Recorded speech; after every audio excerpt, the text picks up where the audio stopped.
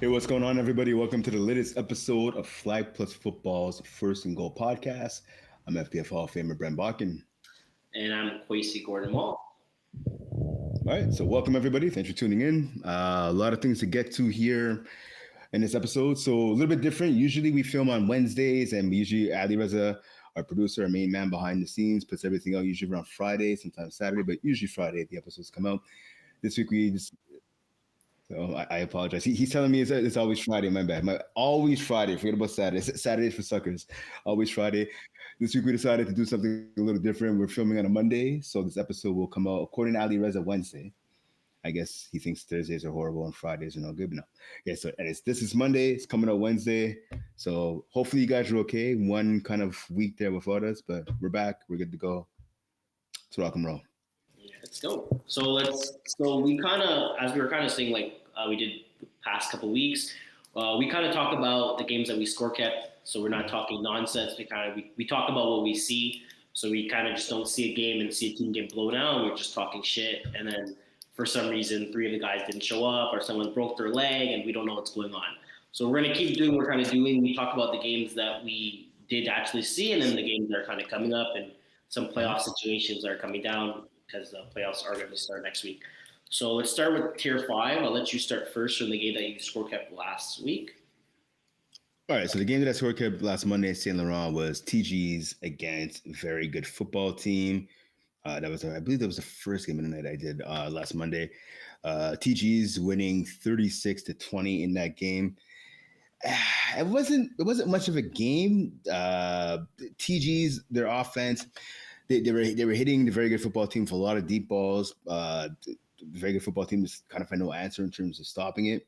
Their defense for TG's also they were very opportunistic. They were able to bat down a lot of balls, able to cause a lot of turnovers. I'm just trying to wait for the game to come up on my screen here to give you the exact numbers. But I just remember a very aggressive TG's defense. Just they were harassing the quarterback for a very good football team, pressuring him into a lot of mistakes, and it wasn't a good game for the offense, at least for a very good football team. So not so much a very good football team. Unfortunately, no. And this is the thing. It's a misleading sentence there. They have some good players. They honestly do. Yeah, here it is right here. So they have some good players on the team. A couple guys. So I know Kenny Batoulier, he usually has his team, Super Troopers. So it's kind of a hybrid of that team. So there's guys like Zachary Alberts Gill, this guy, just to get his name, actually Kenny's son, Randy's on the team. A couple of the guys, Kento Kitano. I saw him. I had never seen him play before.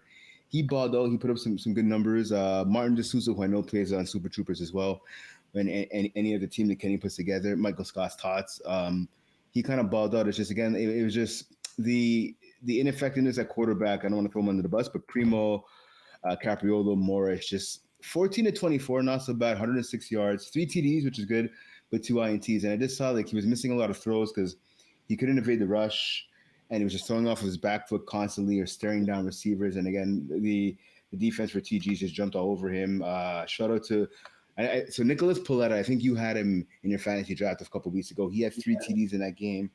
He was on fire. A guy who I had, Mano Kaliozakis, pardon me. He had on offense he didn't do too much, but on defense he had a pick 6, so that's always good to see. And yeah, they were just there. It was one team was really good and they were aggressive and they made a lot of good choices. The other team just struggled. It was 22-8 at the half for TG's.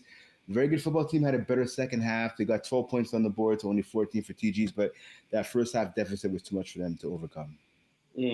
That's also one of the biggest issues when you're not able to use your legs, like be mobile as a quarterback. Yeah.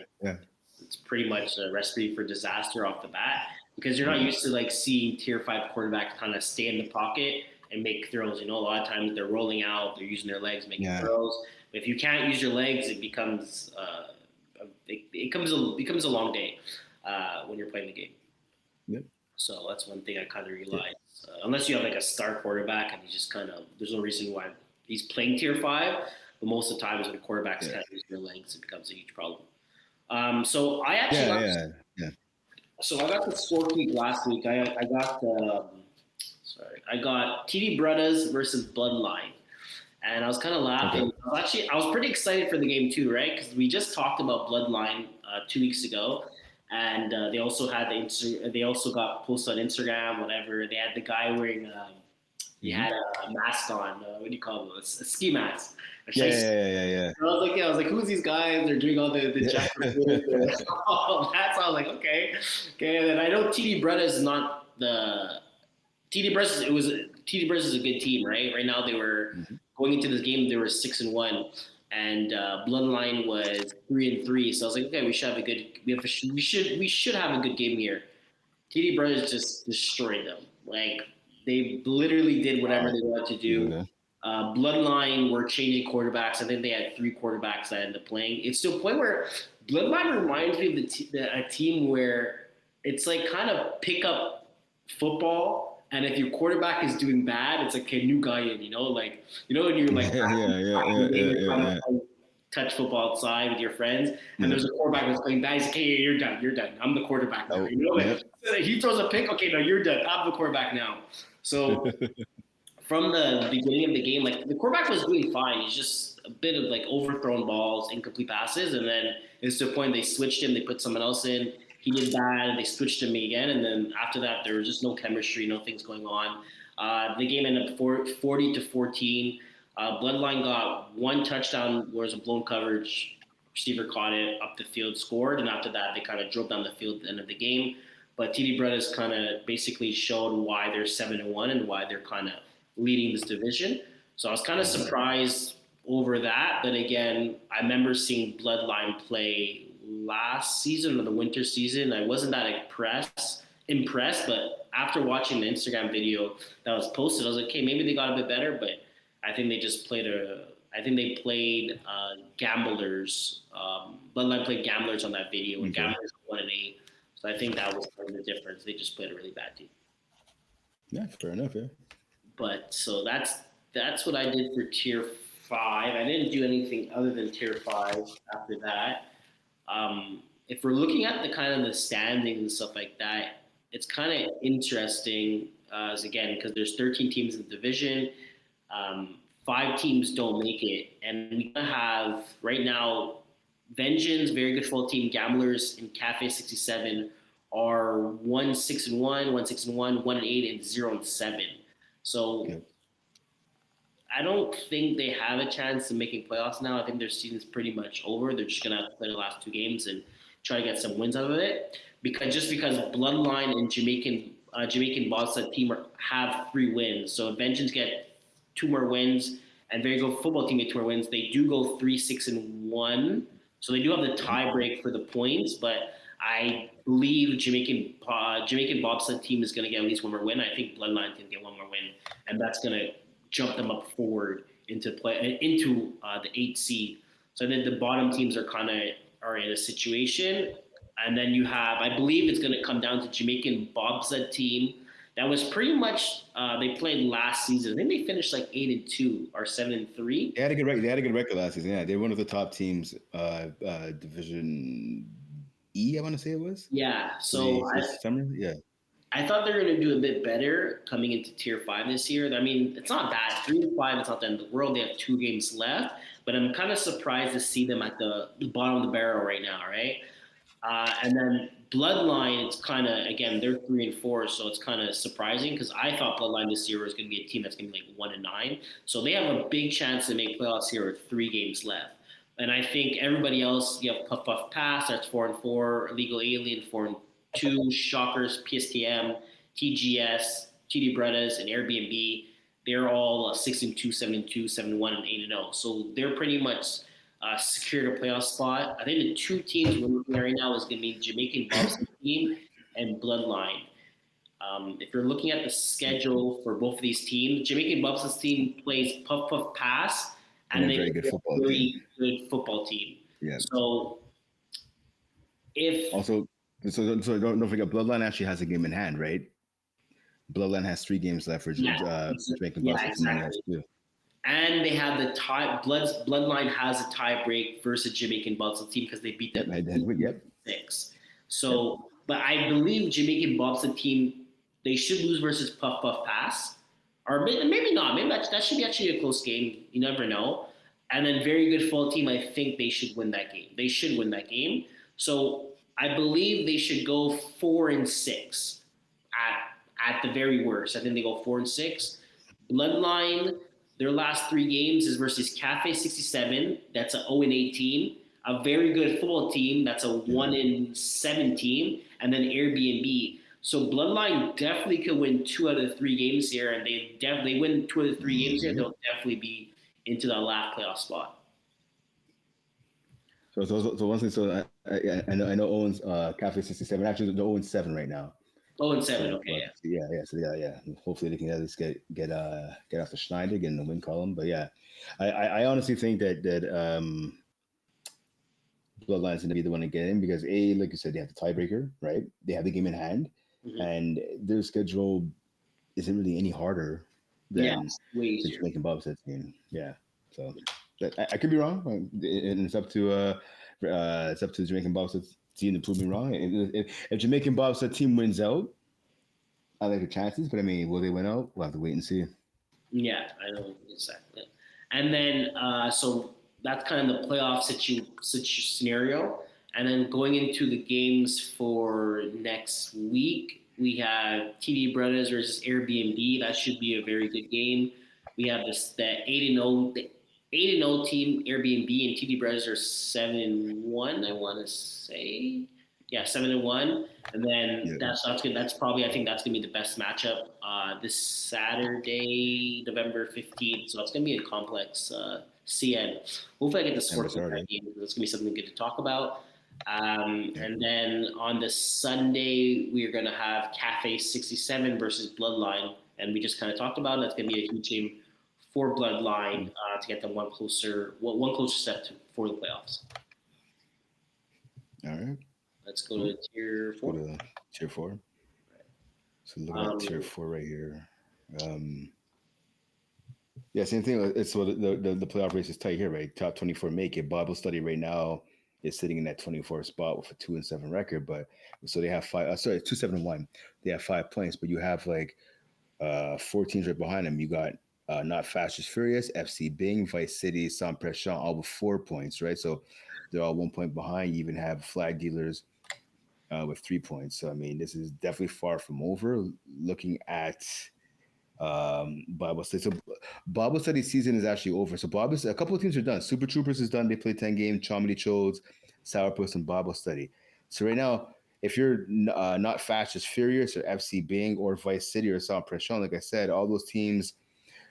Actually, Not Fast Just Furious has only played 8 games, so they have 2 games in hand on Bible study, but then you have FC Bing, Vice City, and Sans Pression who have played 9. So each one of those teams, they have a chance to surpass not just actually Bible study. They can even catch Sourpuss, who sits in 23rd, right, with 6 points. So it's a big opportunity for some of these teams to, on the outside looking in, to kind of solidify their playoff spot. Yeah, it's gonna be very interesting. There's a lot of teams in this division. I got to watch Sourpuss versus Chomedy Chodes play last week, actually on this Saturday. It was a good game. It's to a point where the game started a bit late. Both teams were missing. Sourpuss was missing players. They ended up coming a bit late, but it's kind of crazy, right? Because for Sourpuss, I'm assuming they're missing some players. Just looking at their roster right now, I don't want to see some of these guys' games played. So you have so they had 2 subs. They had Dawson Pierre Pi, which is literally he's a CFL free agent right now, and then you had Tommy Rodel. Really Chihotos, yeah. Yeah, exactly. So two former Champlain Cavaliers, then one from Kikoria, one from Sherbrooke. So, and Tommy plays pro in Mexico right now. So you had these 2 guys come into sub for Sourpuss, which is like at this point you're playing tier 4, which is kind of insane. Literally, they had the quarterback Felix Anton Masul. He played quarterback for them. First play, he throws a hook to Dawson. Takes it for 40 yards. So at this point, I was like, oh, this game's gonna be a blowout. This game is gonna be a Mm-hmm. blowout. But Shawnee chose. They held their ground. They grinded literally. They got 5 yards Right. completion, 6 yard completion, 7 yard completion. They just kind of grind, scored, stopped. Like they did their thing. But at the end of the day, Sourpuss ended up throwing a Hail Mary. Not a Hail Mary. I think Shawnee scored. Sourpuss had, I think, maybe 30 seconds to score. They throw the quarterback throws a 40-yard bomb to Dawson. Dawson just jumps over everybody, catches it, and they gave Chummy Schultz a couple seconds to score. They couldn't score, and they end up getting a loss there. So unfortunately for them, because they did have the game, they were up by 3. Yeah, they're up by 3 with like maybe a minute left, and they just get not blown coverage, but Dawson pretty much is a straight through. Quarterback threw it up, and he ended up catching it over like 2 guys. Yeah. So unfortunately for them, because that ended their season, right? It's kind of crazy how there's, as you're kind of saying, there's a lot of teams that their season Play 10 games. Yeah. yeah. So they finished their season And 3-6-1. You're kind of talking about. I think that tie is gonna help them a lot. I think they don't have anything to worry about not making playoffs, because I think every team that kind of could jump them, so not Fast and Furious, could win 2 games, so they could jump them. But FC Bling can't, Vice City can't, Sands Preston can't, that's on persona. Yeah. Flag Dealers can't. Only one team could kind of jump them, and then you have Bible studies that could get jumped, and Shami Chols could jump Bible studies. So Yeah. I believe they're locked in for a playoff spot. The only team right now that's kind of not looking good is Bible studies, because if not Fast and Furious wins one of their last 2 games, they they get 6 points, and Bible study has 5, and then FC Bling pretty much same thing. Vice City pretty much same Yeah. thing. San Press same thing. So I think the team right now that's kind of on the hook is Sourpuss as well, because they have a lot of points against. They have 333. I think that's probably one of the highest teams right now for points against. And then Bible studies. I think those are the 2 teams that are uh, kind of in trouble. And then First Down Sifflers are 3-5, but they have 2 games left in their season. So I think Bible Studies and Sourpuss, they're 2 teams that are kind of on the bubble, and then Not Fast and Furious, FC Bling, Vice City, Sands Preston is pretty much the 4 teams that kind of need to get one more win to get a chance to make that playoff spot. Okay, so let me ask you. So looking at this, right? Looking at these last couple teams we're talking about, right? So Vice City, for example, their season ends this coming Saturday. They're taking on sophomore XL exchange students, right? Actually at Imbersar, so maybe you have a chance to check that game out. You have Sans Pression, they're taking on the Ball Hawks, right? So that's definitely not going to be an easy game. The other matchup here is so FC Bing's taking on Dragon Magic, right? So I mean, not a cakewalk, right? So out of those 3 matchups, who do you think has the best chance of winning and maybe catapulting Bible study? I don't think any of them, to be honest. To be honest with you, Okay. That's yeah, fair. Ball Hawks is a very good team. It's going to be a very tough matchup. Then you said Sophomore Excel is also a good team. I think they just lost their game. They just lost last week too. I saw them post something. I think they lost 26-20, but it was a close game. I think they played a good team too. It's going to be hard, but again, anything could happen. We've seen a lot of upsets. We've seen a lot of teams kind of just end up winning for some reason. It does happen, but I don't think it's going to happen. I will say, so speaking to your point about sophomore Excel exchange students, good team. They're on a 3-game losing streak. They lost to Bamba Don't Break on October 18th by 4. They lost to Richter by 7. That was on the 26th of October. Then one day later, the game you're talking about, I think, they lost to Reborn Prospects 2 Mondays ago, 33-24, right? So the sophomore Excel team, they're playing Wednesday night first against Show Me Your TDs. So that's Wednesday in Laval in the Dome, thankfully now. And then they play Vice City to wrap up the regular season on the 15th. So it's a lot of time off for sophomore XL to kind of lick their wounds. But again, they're on 3 losses in a row, right? So I mean, if you're Vice City, I mean, and potentially 4, depending on what happens with the game of Show Me Your TDs. If you're Vice City, I think now is the best time to play that team because they're in a slump, right?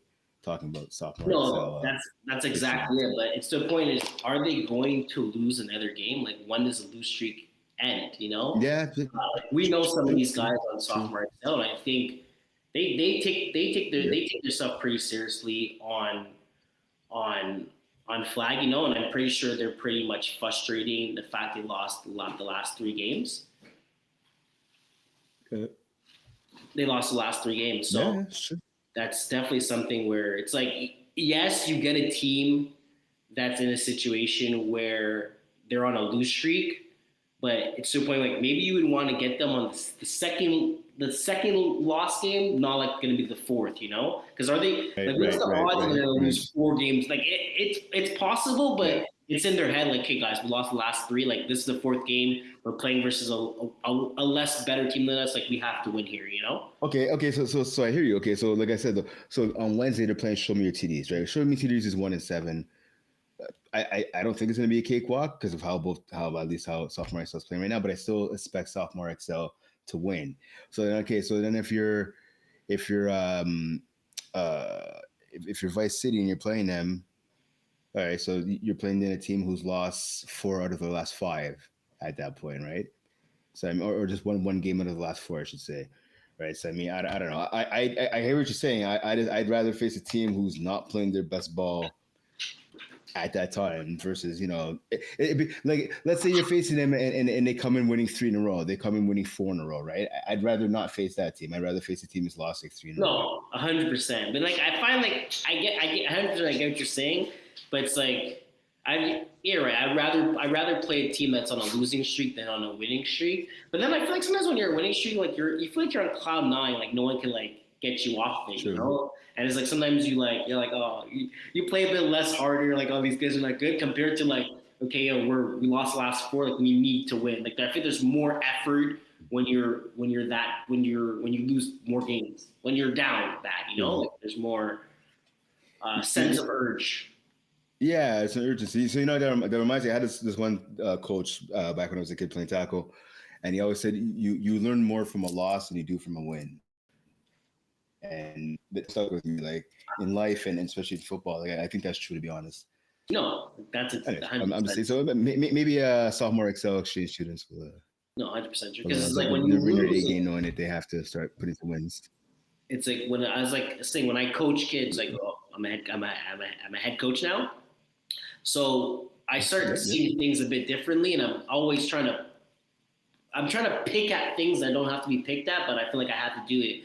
And I feel like Yeah. the season that my team had, like if we were a winning team, because we weren't a winning team this year, but if we were a winning team, it would be harder for me to get the kids better because there'd be less mistakes.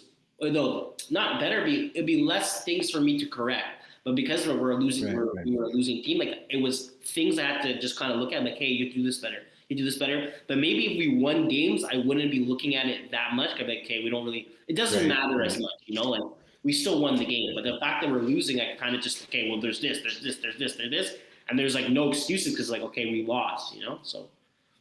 Right. That's fair. That's fair. I mean, it's But all Bill Belichick thing. Really, do your job. No matter whether you're winning or whether you're losing, you do your job. And obviously, if you do your job, you're probably gonna have more wins than yeah, losses.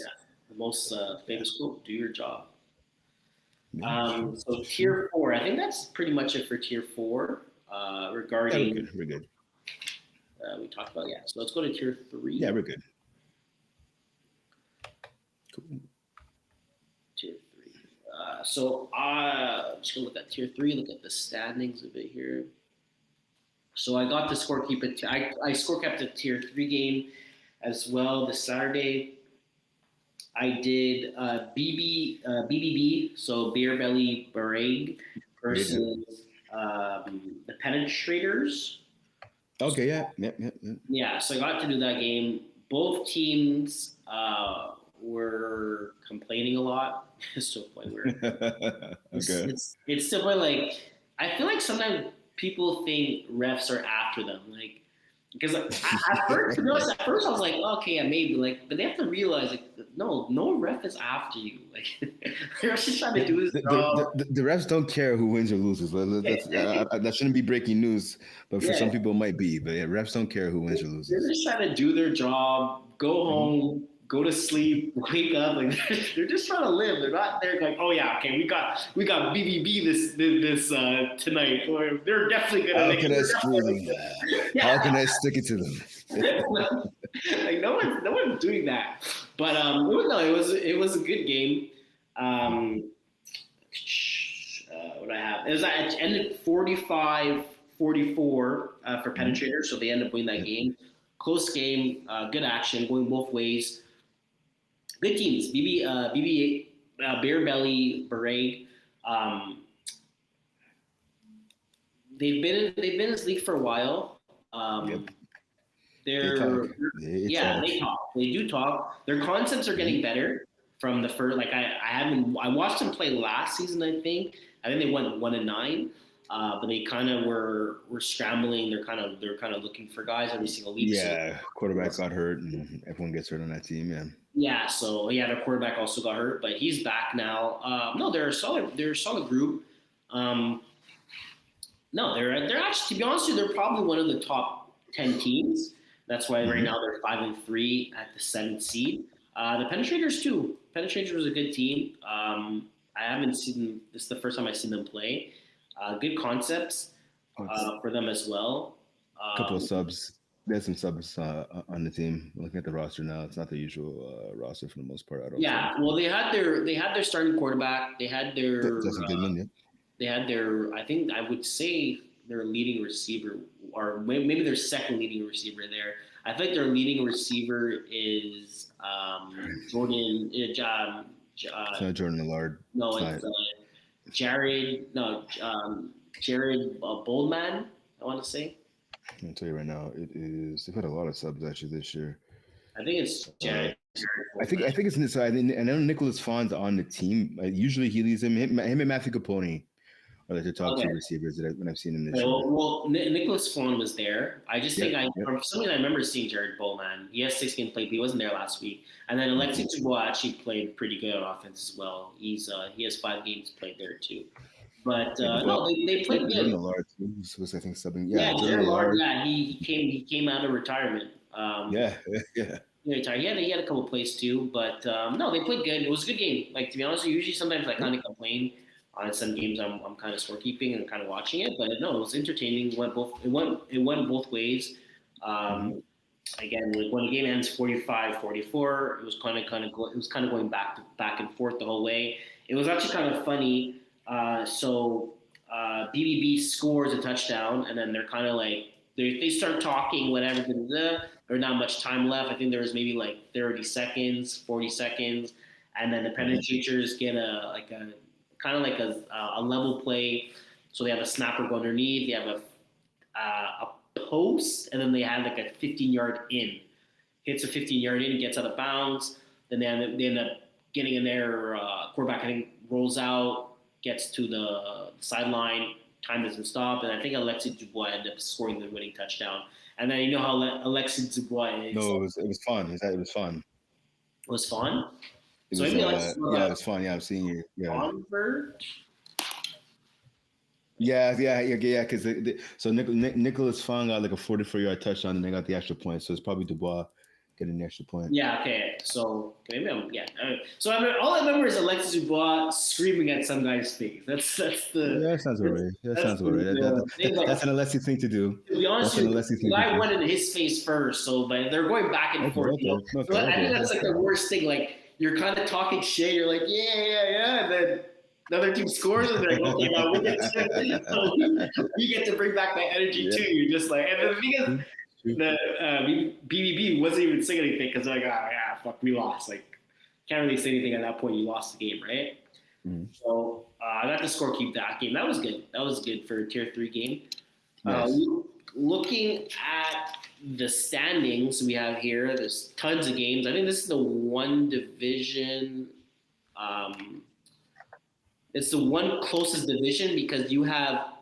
So there's 20 teams in this division, And out of the 20 teams, 19 teams have 3 wins, which is, if you think about it, it's kind of crazy.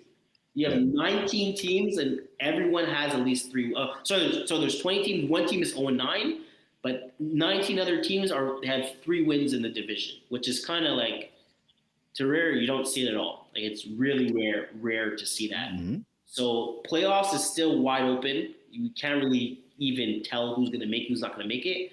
Right now, you do have TBD, Mongoose, Team Sexy, Bruins, Passer, Arabi, Black Vipers, Mofos, that are all 3-6, 3-5, 3-4. And they all have about 1 to 3 games left. And then the teams that are safe right now are Opats, the Hustlers, Sugar Daddies, Mama Boys, that are 4-4 or 3-4-1.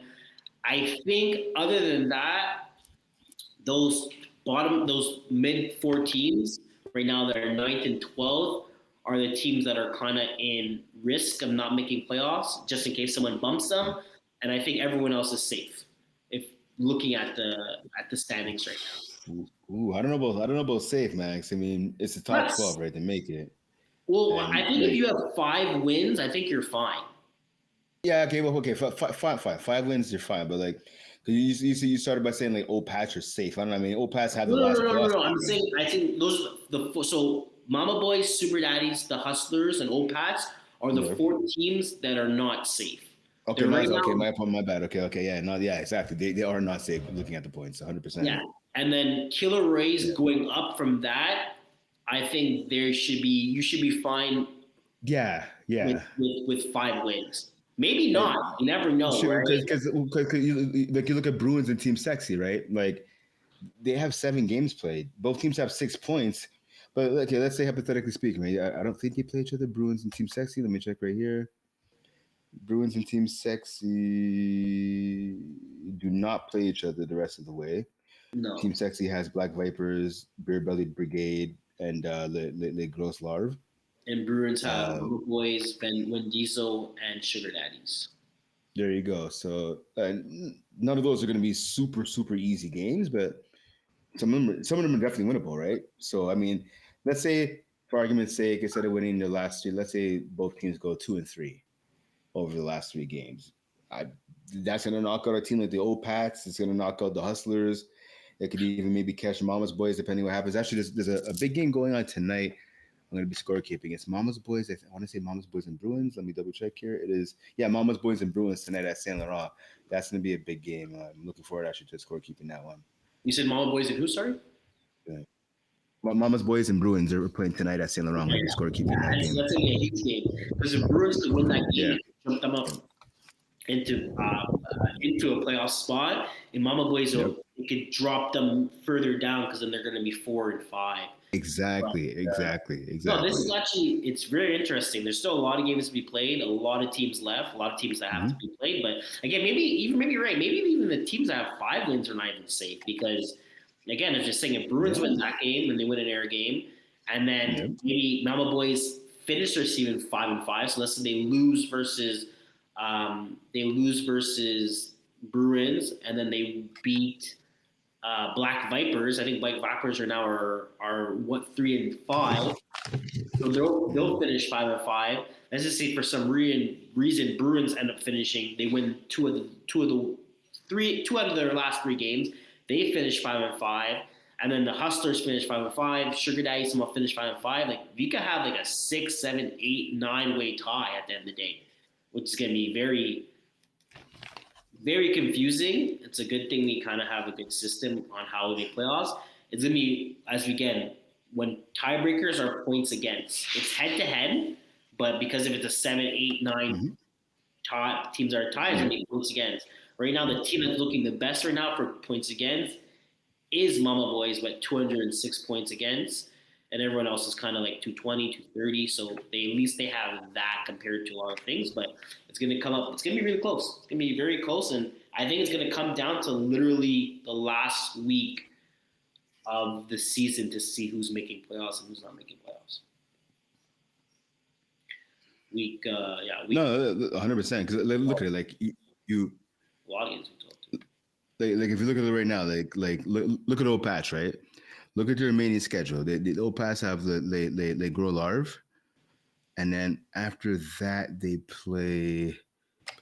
So I had it in front of me a second ago. They have the Gros Larves and they have Penetrators, right? So are those going to be guaranteed victories for Old Pats? Yeah, I don't think so. And Old Pats, they listen. They have like Vincent Demar and it's Simon.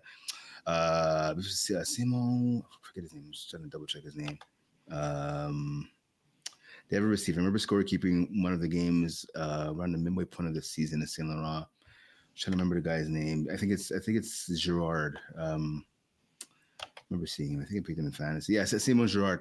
They got some players all pass. It's just I don't know if I 100% feel comfortable that they're going to be able to win those last two games again against the Penetrators and the Gros Larves. I honestly Yeah. think they're in big trouble right now, Old Pats. Unless they win out, then all's good. But I don't know. Yeah. Well, they also have the tie right too, so it does help them. True. They do have the tie. So even if they maybe can win one of the games, they'll go up to 9 points and they'll bump whoever has 8 points. Whoever has 4 wins, they do get that. Yeah. But again, Yeah. they play 2 good teams, so it's not going to be easy for them. Yeah, that's it. Again, kind of looking at the schedule for this week, if we're kind of There's some big games. There's some good games coming up this week. I'll tell you that. So I'm just kind of saying that Maule Boys versus Bruins can be a good game. The Penetrators versus Stone and Delis, Mongoose versus Pasta, Kelleries versus BBB. That's where be at it. Yeah. Les Gros Lavar versus Old Pats. Like we were saying, that's a good game. Yeah, Wet Sunday, versus Bruins. Bruins, yep. For Bruins. And then Bruins got a kind of a back-to-back where they play Sugar Daddies after. So it's going to be interesting to see how this is going to fold. And I'm curious because again, there's not a lot of teams. There's not a lot of divisions where you see so many teams with so many that have so many wins, right? And 3 wins is not. Yeah. Exactly. But the fact that there's 19 teams with more than 3 wins, like usually you have maybe 15 teams or 14, and then you have the bottom of the barrel, and like no one really has to worry about not making playoffs. It's kind of like established, but now you have 7 teams not making playoffs, and you're probably going to have to go above 500 or at 500 to make a playoff spot.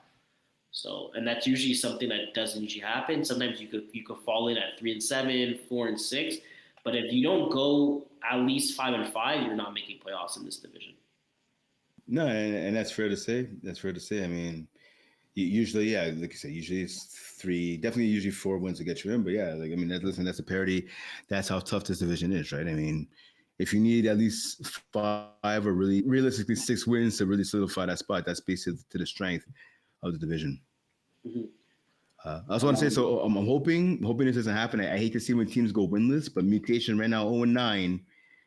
They have, actually, they're off this week, so they're on a bye. So a whole extra week of practice. They're taking on the Hustlers. They're taking them on next Saturday, November 12th. That's going to be in Brassard at 10 p.m. So this is the last chance for Mutation. Season has not gone how they wanted it to. I know they had a bit of a roster shakeup. Rafa Belajat ended up getting kicked off the team and suspended from the league, rightfully so, for acting like a fool, punching a teammate. I know that Jason Rossi came in to throw from them. They're a good veteran, a solid guy as well. Last couple of weeks, though, it's been kind of ugly for them points-wise. Like I'm looking at it here.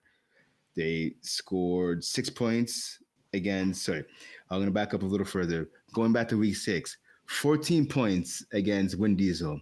Week after that, against Snowden Deli Deans, 6 points. Against StimU, 2 points. Against Mutation, no points.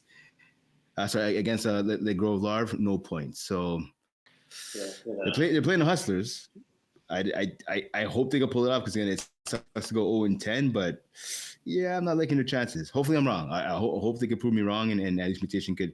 They're trying hard. These guys, I've seen them play a couple of games. Like they're trying. It's not as if they're just laying down and not doing anything. They're trying, but you don't have a quarterback, you don't have much, right? But yeah, especially the best. And tier 3, like these teams are not bad, And not you a can see the fact that there's so many teams like 3 and 6. It just goes to show that this division is probably one. It's probably the tier 3 is probably one of the toughest divisions, just because how everyone's everyone the amount of wins everyone has. Yeah. I mean, I think so. Sorry to cut you. I think like the biggest problem though is like these guys. They're not a tier 3 team. Even if they, let's say the whole thing with Rafa didn't happen, or let's say they stuck with Jason Rossi, it's not a tier 3 team. That's the biggest problem. It doesn't look And the biggest reason why I think it, they're look, it struggling. looks like a tier 4 team, to be honest with you. They probably have a better chance. Even at that, maybe tier. I mean, I think really, to be honest with you, I think they're more of they're a tier 5 team. Maybe tier 4 if they have a better quarterback situation, but I'm really thinking they're like a tier 5 team, to be honest with you. But it is what it is. Hey, best of luck against the Hustlers. Let's go tier 2. Sure, man. So I know, let's say I score kept the game Idaho Pimps against Flag Slayer Corp. So it was interesting. So I got there. So again, it was last Monday. Flag Slayer Corp. It was just like I hadn't. That's the one team I hadn't seen play. I know it's kind of like a what's what I'm looking for here. It's like a cross between still CRA and what's Ryan Cruz regular team's name? They disbanded actually. I played against him a million times. You know the name of his team. They always play in usually Division 2. Hold on, it'll come to me after. Anyways, they had an upset victory. They came out and they threw the ball all day long on Idaho Pimps. Idaho Pimps. I don't know what happened with their deep ball defense, but Ryan Crew, and we've seen Ryan Crew play. Listen, he has a strong arm. I'm hard pressed to find more than 3 or 4 quarterbacks have a stronger arm than Ryan Carew. If he could run, he could throw, big body quarterback. He likes to air it out, and that's what he did. He kept on hitting him with the deep ball over and over and over. Niraj Suresh had a good game. Sorry? I said that's what he does. Yeah, that's it. That's what he does. But in my Rami Aboud receiver, he had a partial tear in his ACL. I want to say about a year and a half ago. He took off a season. He came back. I believe I saw him a bit in the spring, I want to say. He didn't have a team to play with this year. He kind of wanted to take it easy. He says his knee's still not 100%, but he came in the sub. He was tearing it up. Brady's defense just had no answers. In defense, though, I will say Idaho Pimps dropped about 4 touchdowns in that game. Dondre Borden dropped a wide open touchdown. James Nguyen dropped some passes. Everybody on their team got a ball thrown in the direction, dropped at least one pass. It seemed to be Monday, but again, they had no answers defensively. Like it was just Flag Slayer Corp just coming at them in waves. Like they had, I don't know if you know Jisrael Botat. Yeah, I played Vanny and. So young brother Jisrael Botat. I played Vanny okay. and. So he came. Okay, I had never seen this guy before. I've heard the names. I've never seen him play flag, and like it's funny. He's supposed to be on the field. He's busy talking to friends on the sideline or yelling at him to get on the field. He's like, yeah. So he comes on the field. So I was told he was like that. He break up the conversation, come out, make a play, come out the field, and go back to the conversation. It's hilarious to see. Kareem Maggi as well, but he plays. Yeah, he's just there for a good time, man. Yeah, that's what it seems like. He's the type of guy he's on the field. And he's gonna have fun on the field. You know, and he's always. That's what he's doing. He's always nice. Yeah, man. Anyways, listen, shout out to I know in the article, because I put out the article the week before that I picked Idaho Pimps to win. Flag Slayer Corp, they proved me wrong, so I'm 100% wrong on that. They came out, they balled. They just Idaho Pimps just I don't know what happens to their defense. I know Jeremy Rooney's not on the team this year. I think, in my opinion, Jeremy Rooney is their best defender. Toss him trash, you can back it up. He's long, he's aggressive. Their defense is too soft, honestly, is what it is for Idaho Pimps. Like Brady goes all out, he plays hard. I know Manu Net tries, but I think that's one of the things that Idaho has. Their defense. They remind me of.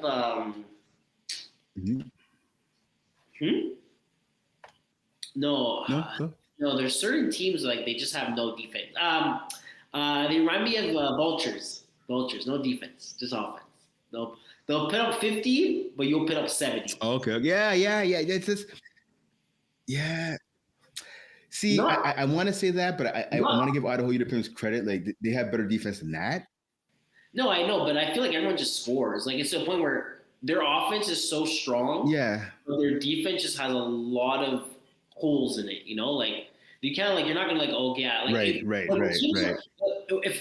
you're like a team that comes in there, if you have a decent quarterback that's able to throw a 40 bomb, you're going to score at least 20 Right. plus points, you know? Where a point, if you have a solid defense, like even if you have a guy that's able to throw a 40 bomb, like, yeah, but their roster's not that good, you're like, okay, we can have them under 20. But I feel like just with Idaho, like it's a team where going into the game, you know that you're able to score points in them. Like you're not, it's not something that's not one of Yeah, their sure. Yeah, strengths, yeah. That's fair. you know. When you Okay, lost no, it, that's fair. That's fair. That's fair.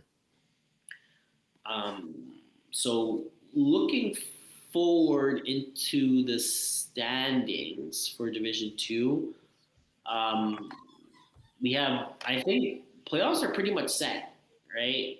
Mongoose is 1-7. They haven't won a game since, I think it's been a couple weeks now. Yeah, they're 1-7. Yes, I One and mean, seven. I'm pretty sure can they there's get in? no, they can't. No, they can't. Yeah, points wise, they can't. They Yeah, they're can't. done. Yeah, because it's top 16s make it, right? So they can't catch KGB Origin. So now it's just a matter of who finishes where, right? Yeah, Which you exactly. have. Yeah. I think how playoffs work, playoff breakdown. So So total it's number of it's teams that qualify top for two get a playoffs bye. is six. Si- One is going to bye. So now we have Yeah. teams playing for byes. So it's 3-6. Sorry, hold on. Sorry. Dog is making too much noise. Sorry. No, it's Keep going on. So Yeah. looking at it, we got KGP that's 4-5 that they have 9 games. Flag Slayer Corp that's 4-4. They have 2 games left. Hard 8 that's 4-5. They have 1 game left. The Verge Flow has 4-4. They have 2 games left.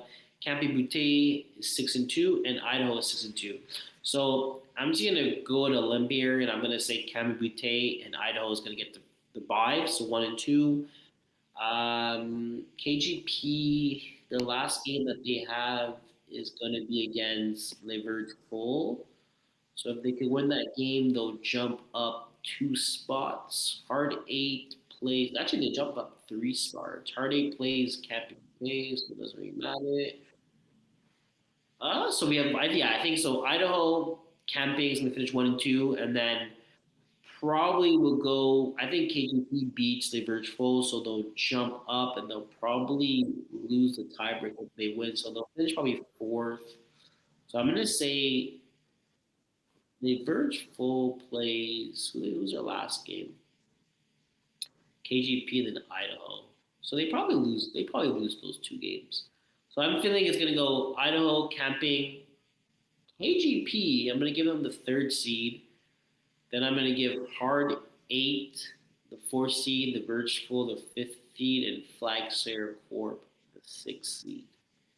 If that makes any sense. Oh, maybe not. Maybe Flag and maybe Flag and the Verge Full are going to switch.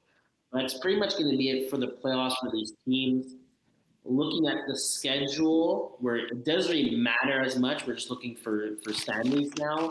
But I don't think anyone else could catch the next 2 teams. AGP actually just beat Campy Butte. So, I mean, again, why is there only how many games left? There's 1, 2. They play Hard 8 tonight, so that's gonna be one of the big games. If they Yeah, do I'll be win scorekeeping that. I'll be scorekeeping that game tonight. they secure their. If Campy Butte wins that game, they secure a playoff. They secure a number 1 seed playoff spot. I think they're fine being 6. If they finish 6-4, I think they're going to keep it as well. And then Idaho probably has to win 1 more as well. But even if they lose the next 2, I think going 6-4, 6-4, I think they're. I think actually no, Campy Butte has a better chance for their points against, and Idaho pretty much has to win at least 1 to get into the top 2 seeds. But I'm pretty sure it's going to go Idaho, Campy Butte, either or for second. KGP, they've Hard 8, Flag, Slayer Corp, and the Verge Full. But those are going to be the 6 teams that are going to make it. And then coming into this week, as I said, we have Hard 8 versus Campy Butte. You're scorekeeping that tonight. And then coming into the Sunday, we just have 1 game after that. It's the Verge Full versus KGP. And that's happening on Sunday, November 16th in Chateauguay at 9 p.m. So that's also going to be a big game just for the standings, but it's not going to matter as much because at the end of the day, I don't think they have a chance. Well, KGP doesn't have a chance for the number 1 seed. Labor's Full doesn't have best a chance for the 1 seed. So again, they're kind of just playing to kind of just get practicing for playoffs. I would want to say. Well, I think so. Looking at it right here, I think so. Right now, at least talking about the top 2 seeds, right? So I think you said before. Correct me if I'm wrong. But did you say before that uh, Camping Boutte like has the advantage right now? Because right now, I mean, Well, they're both there's 6-2, their advantage is 6-2. Let's just say they but finish 6-4, right? The hmm, most points any other teams could finish is 6-4, and then it's going to go on either tiebreak versus head-to-head or points against. Cameron yeah, Boutte well, 222. The closest to them is LaVerge Full, but I don't see LaVerge Full winning both of their no, next 2 games no, versus Idaho and KGP. Maybe they beat KGP, but I don't think they beat Idaho. Maybe they beat Idaho, but I don't think they beat KGP. So I no, don't no, think no. they, I hear you on that. I hear so you I on that. think I I just just think think I think both of the top 2 teams that are right now are just going to secure 1 and 2 as the bye the 2 teams that are no, going to have. you're right. You're right. No, no. So no, I think those 2 teams are going to finish 1-2 for sure. I just think that Idaho you to Pims because they beat Camping Boutte 42-40 earlier this season, right? So I think when it's all said and done, I think Idaho you to Pims if they both went out, they should have the number 1 seed. Yeah, well, if they win the next game, they're Right? fine. Yeah, But the only yeah, thing is that their points against is the biggest problem, right? So for some yeah. reason, It's true. the It's same very way true. finishes 6-4, 6-4, 6-4, 6-4. That's where the issue is where it comes. But I don't think that's gonna be all. I don't think it's gonna be a problem. I think Calgary Taylor, Idaho, they're both gonna get at least one more win. They'll finish 7-3, 7-3. Let's just say they'll probably lose. Let's say they win one, lose one, 7-3, 7-3, and then the other teams are just gonna follow. Yeah. Let's go to tier 1. Yeah, let's go to tier 1. Looking at the matchups right now for tier 1 here. So I think we have so look at the schedule. So yeah, we have no games tonight, but Wednesday a couple big games. So we got Vultures ECW, Saturday Child Please Royal Luminaire, also Saturday Party Crashers Vultures, and then Sunday 2 big games. We have ECW Party Crashers and then Child Please taking on the Infantry. So yeah, a lot of big games coming up. I know Saturday. Sorry, that's Saturday after. But yeah, so we have 1, 2, 3, 4, 5. Yeah, 5 big games coming up this week between Wednesday and Sunday night here in Tier 1. I did. I watched. Oh, I kind of watched the end of Vultures playing Okay. Royal Okay. Lemure, where Okay. Vultures ended up winning that game big. Too, they made a good statement game and a huge win for them because for playoffs, one team's not making it. Child Please is 1-6. ECW is 1-5. Vultures would have been 2-6, but because they got that win, they got one step closer to not even have to worry about any of the bottom teams. So right now they're 3-5. They do have a big matchup. We're kind of talking about Child Please next matchup. I think they play Well, Royal Royal. Luminaire, That's a big game for them for this Infantry, Saturday. but Um, then last game of the year, it's ECW. I think that's going to be like the big. I yeah, think winning depending you're in. I on think it's going to be that game. depending on if ECW could get an extra win, that's going to be the issue right now. Yeah, yeah. ECW plays Vultures, Party Crashers, and then Child Please, right? So if they could get a win versus Vultures, it'll kind of get them. And then they have a game where it's not played Sunday, October 26th, ECW versus Royal Lemire. I don't know what happened there, but the game is not submitted. So it's like either they're 1-6 or they're 2-5. So or the game is I don't know. It's not showing. It doesn't show the results for it. So that's also Yeah. yeah. But I get what Okay. you're saying. It's probably going to come down to the last week. If none of these teams can win any of these games, the next couple games that they have left, and then it's going to go. Whoever wins the last game is going to go 2 and one team's going to finish 1-9, another team's going to finish 2-8, and then the winning team gets in a playoff spot. A little playoff breakdown. 1 and 2 get buys. So I believe that's probably going to go to Infantry and Braves.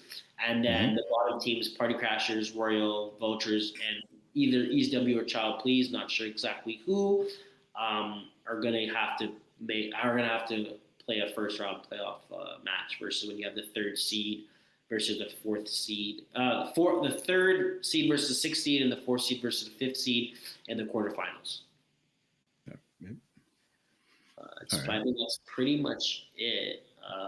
That's it. As we said, we kind of talked about it. They're going this week. Vultures versus ECW on Wednesday coming up, and then Saturday, Child Please versus Royal. That's going to be a big matchup. And then even Party Crashers versus Vultures. The fact that the way that Vultures got the big win versus Royal Lemire, they went 54-24. Ben was on fire, and they just kind of Royal was not. So coming off that big win, that game, let's see what they're going to come into this Wednesday versus ECW to see how they do. And then they finish with Party Crashers on Saturday to finish their season, which is going to be a huge test for Ben. The fact that Party Crasher defense is by far probably one of the best defenses right now. Oh, yeah. Tier 1. Yeah. No, 100%. 100% on that. I'm wondering, so easy. So it's just going back to this one more time. So ECW, right? We talked about playing the Vultures this week. Can the ECW offense, which to be honest has struggled for the majority of the season. They came in week 2, they dropped 51 points, but since then 14, 26, 24, 31, 26 against the Braves. Like they haven't gotten they've gone over 30, I think twice this season.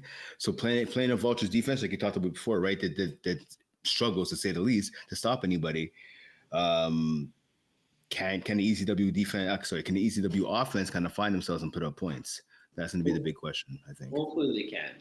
Hopefully, if it's going to be a game, it should be versus the Vultures. Exactly. One of the teams that lack a defense at sometimes. So if you're going to take advantage of a team, it should be that week. It should be against them. Fair enough. Okay, so let's do women's. Yeah, let's go to women's. Okay. Cool. So I had an interesting conversation last week with Marilyn Cesare. She was reffing what I was scorekeeping Saint Laurent last Monday. Hopefully I'll see her tonight. She's always good people. So her team, Chaos, they took on, we were talking about it last time we were on. They took on Icy Hot, I believe. I'm trying to find the game here. Yeah, they won that game. So they split. Yeah, what's the final score here? Why can't I find the final score? So it finished 38-33. Yeah. Exactly. Yeah, 38-33 Chaos. So I asked Marilyn, okay, so what was the biggest thing in that game? What was the key to victory? And she said straight up, she's like, we knew what they were doing the whole time on offense. We knew what they were doing. After the fourth time you play a team, exactly. How much more can you switch? Like there was also a video on Jasmine Farmer. So she gets a pick 6 on Allison. She literally said exactly what the play was. She said they're gonna send a fly and then they're gonna sneak someone underneath. And literally, she didn't I think she took one step and then she went right in. Allison likes to do her deep 10 in or 15 in to Emma, one of her big targets, and usually that's there. Big body, big target. Not the easiest pass, but when you do it the amount of times Allison has done it, it's usually there, and it's a go-to play. Jasmine just came right underneath it, pick 6.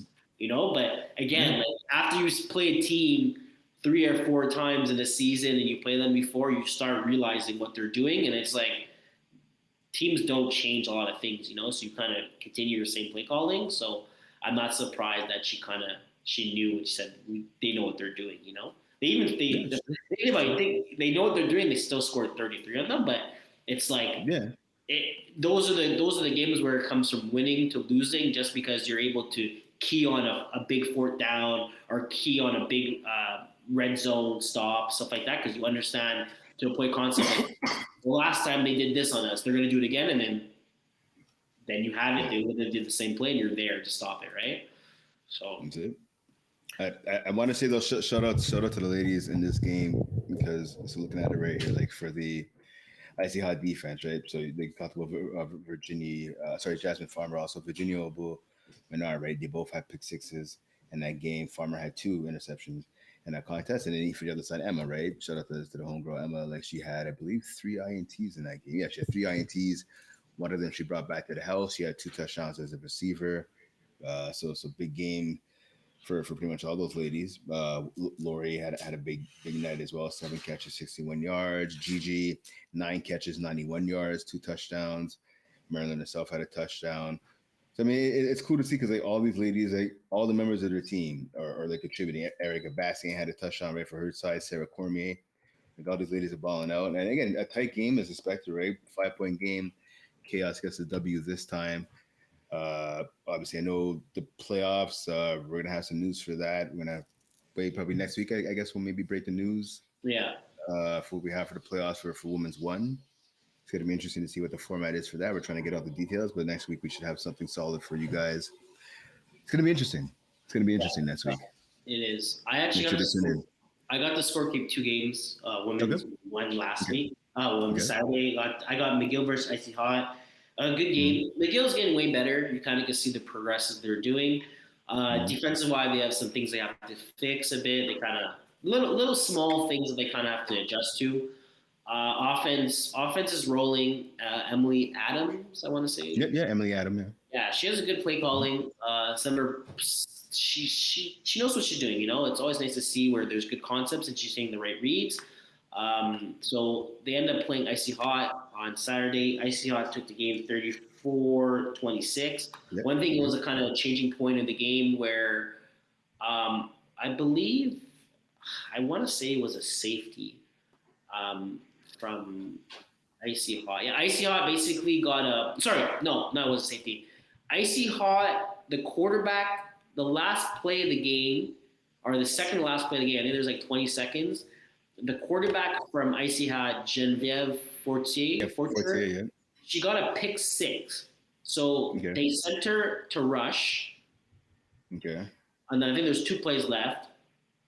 Emily Adam throws the ball to number 21, Offidel Richard. Philly Richard. Yeah. She throws the ball to her. Yeah. She kind of has the ball, and she's about to like bomb it down the field. She ends up throwing it back to Emily. Genevieve bats it in the air, ends up catching it, pick 6. So they go into halftime.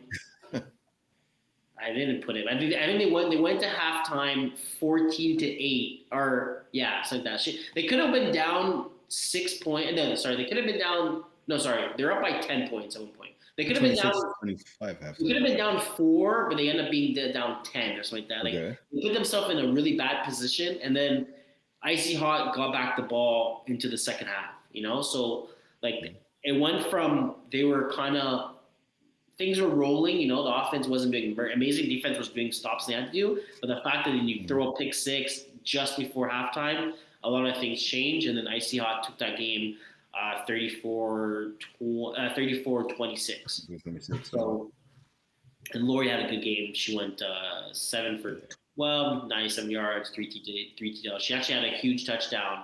Yep. McGill ended up scoring, and then pretty much Lori just got a 40-yard bomb, and then she scored, and they kind of took back in control. So I got to see that game. Okay. It was I was going to say that's. I was going to say because she had an INT. I know Joanie Provo had an INT. Virginia Bowmanar had an INT. So Fortier had a pick 6 as a defender. Yeah, as well. As a rusher. Yeah, exactly. Oh yeah, well, there you go. And shout out to Laura again, rocking the 1-8, rocking the 18, her new favorite jersey. Instead of that old number 2 that she doesn't want anymore. Rocking the 18 there, Lori. Good job. Yeah. One thing I do have to say is that Emily did throw, I think 2 of her picks were just, I don't know what exactly happened with the receiver and her, but like Lori literally was in coverage and like deep, and the ball got thrown right to her, and she was like, "Oh, I'll take it, thanks." Of course, yeah. Those are kind of the mistakes that she kind of has to clean up because it led to points for Icy Hot, and that's the reason that's one of the main reasons why they lost that game. And then I got to do Mercenaries versus She Sparks, where Mercenaries won 46-7. She Sparks, to be honest with you, they didn't look so bad.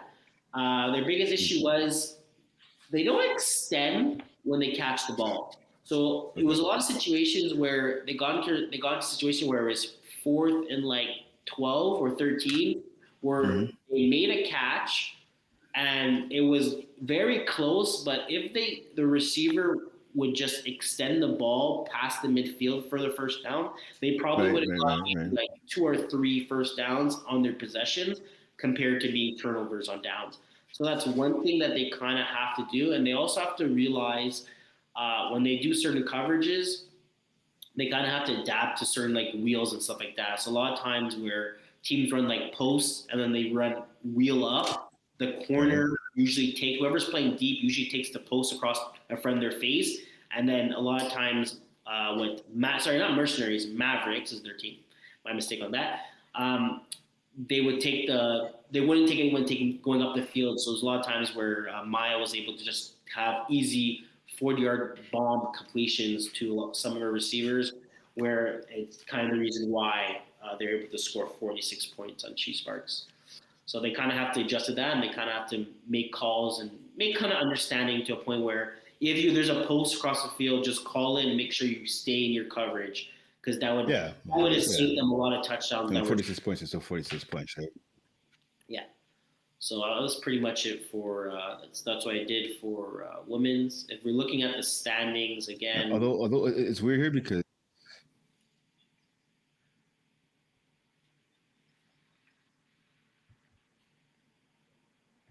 Sorry, you say? No, I was gonna say it's weird here because I'm looking at the box score right now, and it's acting as if it was like a 26-25 lead for Chiefs Sparks at the half, and then Mavericks pulled away in the second half by outscoring them 13-7. But then when you add up the final scores, it says 46-7. So somewhere in the math isn't mathing, but I believe it. Obviously, Mavericks definitely won that game. Well, I score kept this. So. Okay, there you go. There's a lot of bombs. I definitely believe in that. There's a lot of bombs. Shout out to Charlie Toivonen in there. 10 catches on 10 targets, so no drops, 90 yards, 4 touchdowns. That's pretty solid. She's good. Her and it's Sarah Saint Germain too. 3 INTs. One of them she brought back to the house. She's actually a rusher.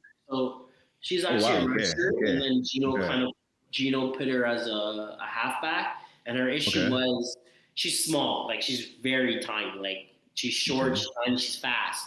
She's one of those players, and Gino had her as a halfback. She was kind of playing behind the line, outside where the snapper was kind of coming towards her, and the point where it was an easy completion for She Sparks. And the fact, as soon as she kind of changed her inside, instead of being outside, she to be inside, the snapper had to run around her, and she ended up being a disrupt-proof defender. That's the reason why. Looking at the schedule for the next couple games coming up. So there's only 3 games left into playoffs, which is kind of like it's interesting to see that it's one more week left for Women's 1. We have Saturday, and Sunday. So we have Wolfpack versus Turf Titans.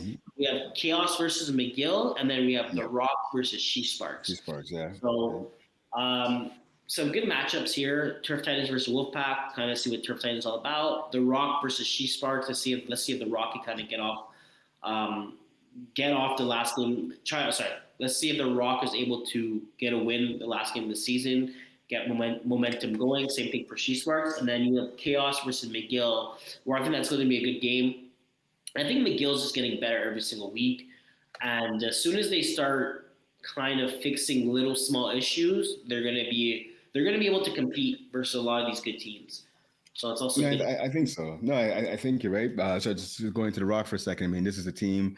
Those ladies are hungry. I didn't scorekeep the game last Monday, but they were playing on the field next to mine. Like again, there's no quitting this team. Unfortunately, they don't have as many wins as they want. Right? They haven't won a game since Thanksgiving Monday. So it's been a while, right? They got blown up by the Wolfpack, by Chaos, by Wolfpack again, and then obviously by the Mavericks / Mercenaries.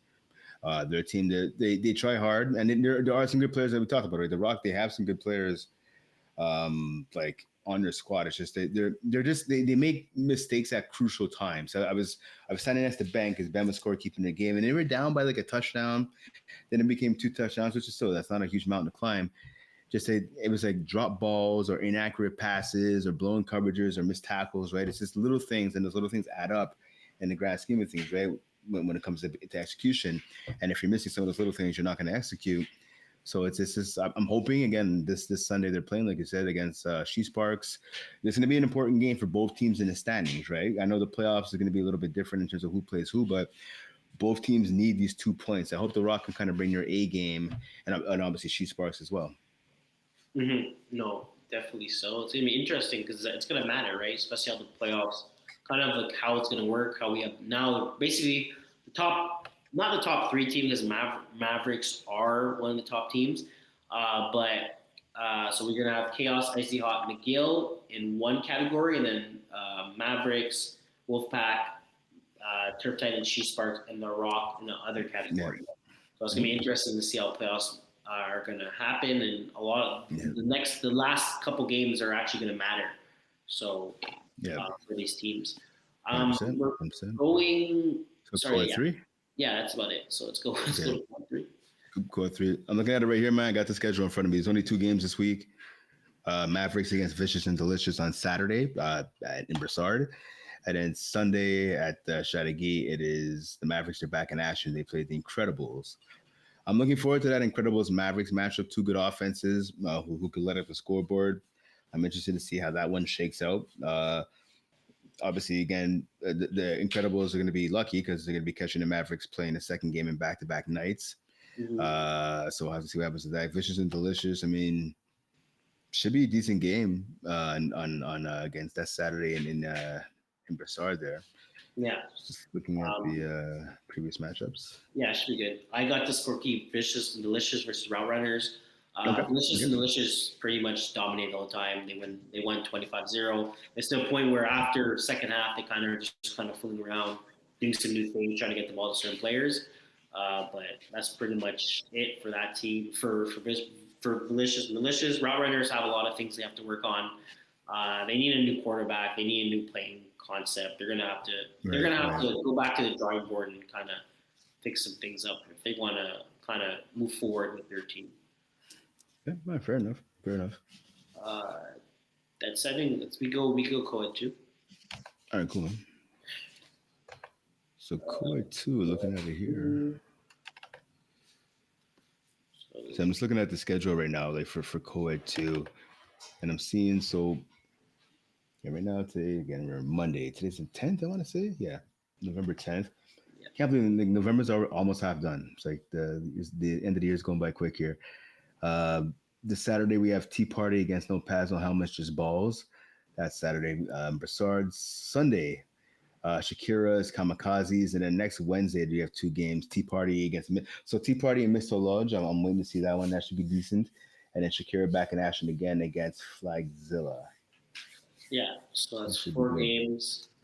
For playoffs, everyone makes playoffs. There's not really anything to kind of to look at. There's no buys, 1 seed versus 8 seed. So again, you're the 1 seed. You kind of want to play Shakira's. I think that's the bottom team. To be honest with you, Michael Scott Tots could be a sneaker pick. It could be a sneaker team. It could be a Yeah. That's sleeper team, yeah, for sure. So maybe For you don't sure. want to maybe you don't want to be the 2nd seed playing them as a 7th seed. It might be a scary matchup over there. So I think if you're Tea Party and double dip, I think you want to make sure if you're the 1st seed, you stay the 1st seed. So you play Shakira's. I think that's a team that's been struggling all year. I'm not saying you don't want to play Michael Scott Tots. There's a reason why they're 2-6, but I feel like you would rather be the 1 seed compared to the 2 seed just because of the matchup. Yeah. Well, if you're double dip, right? I mean, they're playing Michael Scott's Tots next Saturday, the 22nd, in Broussard. So that'll kind of be a good test, I guess you could say. I mean, Yeah, if it could be a rematch too. in the Maybe playoffs. you could play them that game and then play them the next couple of weeks for the first round. Yeah, that's it. Because even Tea Party, right? I mean, Tea Party beat them, but they beat them by like 8 points back at the end of September. So, because Michael Scott's Tots, right? So shout out to the homeboy Kenny and Zach. Like they're a tough team. Like they play hard. They make little mistakes here and there, but they make you earn the 2 points when you play against them. And again, 2-6. It's not like they're 0-8 like Shakira. Right? They're 2-6. I Yeah, mean, no, anything they're happens. battling. They have 247 points for. I mean, they're Yeah. compared to instead of the top 3 teams. I mean, they're close to Kamikaze, no pads like Zilla. They're just right there. It's that defense is the More problem. points against is probably their biggest issue at 294. But I mean, their offense is rolling. So as long as if they get a couple stops here and their offense get their rolling, they could be a scary team for going to playoffs. Yeah, see what happens. Let's go quad one. Quad one is going to be insane. It's a dogfight. It's a dogfight. Yeah, Quad it's one. going to be a dogfight. I got to last week. I did Kiss My End Zone versus Girl the Took, whatever. Kiss My End Zone ended up winning that game 49-48. Came down to the last couple seconds of play, last couple plays. Big win by Kiss My End Zone. Going down to the next day, the Merge played Fit Squad. Huge win for Fit Squad, winning 25-24. And then on last Sunday as well, the girl the two ended up being Lego My Flag 35-34. So a lot of these games, to be honest, if you're looking, sometimes they are blowouts, but most of these games are either a one possession score game or 1 point game. Like Merge lost by 1. Lego My Flag lost by 1. Kiss My the Girls Took lost by 1. Merge loses by 2. Kiss My End Zone wins by 1. Like everyone's super close. That's kind of when you're looking at the standings and playoffs and stuff like that. It's gonna come down literally to the last week. Right now, the Merge are kind of in a situation. They're 3-5. One team doesn't make playoffs. For the people that kind of don't know, they're going to have to win out. The Merge is definitely going to have to win out. They're probably one of the top teams as well for the most points against. So they finished 4-5. I think they're going to get knocked out because their points against are really high. And the Took are 5-4.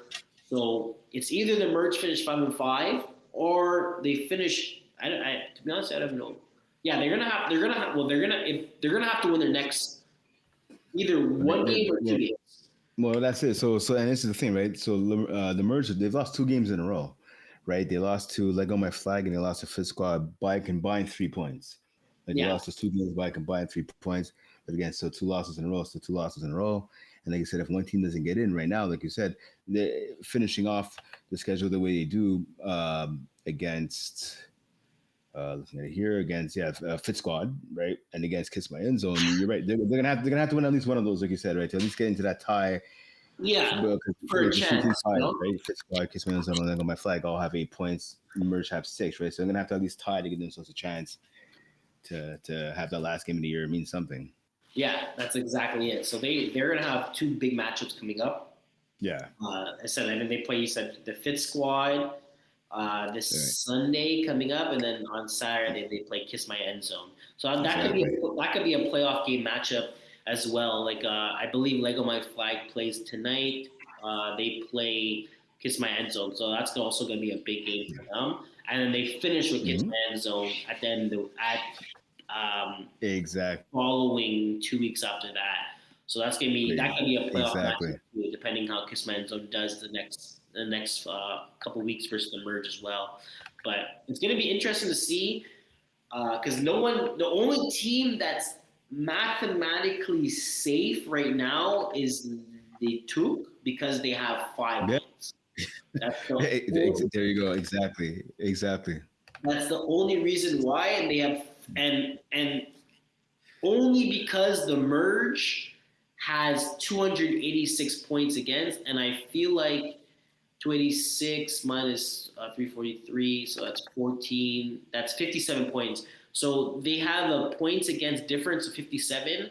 So the only way they kind of get screwed is if the Merge wins the next 2 and then they allow less than 57 points scored in the next 2 games, it becomes a situation where, let's just say Lego My Flag wins 1, Kiss My End Zone ends up dropping 2 but wins 1, and then Fit Squad drops 1 and wins 1. So it's like it can technically, I think we could have a 5-way tie where everyone's 5-5. Yeah, we could. Well, so for that to happen, right? So the Took, the team you said is safe right now. They got 1 game left. They finished Wednesday night. The regular season's over Wednesday. They take on Fit Squad. Yeah, right, so they lose. That's a huge game. Yeah, they lose that game with Fit Squad. They go 5-5. Fit Squad goes 5-4. If Fit Squad loses their last game versus the Merge, Fit Fit Squad finishes 5-5. The Merge win their next 2 games. They go 5-5. Then Kiss My End Zone loses 1, but loses loses 2, but wins 1. They go 5-5, and the Lego My Flag goes 5-5 as well. So everyone technically can finish 5-5 mathematically, which would be insane. Yeah. But I mean, we've seen. It would be, but crazy things have happened, right? We've seen crazy things happen, so you never know. You never know. So again, this week, Lego My Flag versus Spend Zone. That's gonna happen tonight. Fit Squad Wednesday. Fit Squad versus Letuk. That's on Wednesday, and then on Sunday, Fit Squad versus the Merge. So every game, to be honest, every game matters. Every game is pretty much, to be honest, every game is a playoff match. If you're looking at it like right now, every game played is basically a playoff match because it gets you one closer. It gives you one closer to get playoffs, and one if you lose, it's one. Pretty much, if you lose, it's like one step further. Yeah. Unless you're the truth where you're 5-4, and you could finish probably 5-5, you should be safe because you have that extra win on everybody else. Okay. Let's go competitive, intermediate. Cool. So I didn't do any intermediate this week. If you're looking at the standings, again, one team doesn't make it. Griffin Nation is really the team that's kind of looking out. They're 1-7. Yeah. Looking at the schedule, so we had today's the 10th. So we had 2 games. It was a game tonight. We had Blue Dry versus Green Monster, and we had Backfield versus Griffin Nation. Yeah. Green Monster loses this game 26-25, close matchup, and then Backfield pretty much destroys Griffin Nation 40-6. So they get one step. Backfield gets one step closer to a higher spot, and Griffin Nation falls behind one more game. They got 2 games left. Griffin Nation has 2 games left. They play Green Monster and Green Monster. If for some crazy way they could win both of those games, they will beat them out of the points, the head-to-head, because they'll have 2. Before I say Green Monster play Griffin Nation, they beat them. Green Monster they play them once. So Griffin Nation can win the next 2 games versus Green Monster. They're in the playoffs. If they lose either or, they're officially out, and we have our 4 teams. Well, yeah, that's it. I think they go 1-1. I've seen Griffin Nation play. There's some talent on that team. It's just they don't have the same chemistry and same also some in some aspects the same talent as the other teams. I think though they're good enough to win 1 game from Green Monster. I don't see them winning 2.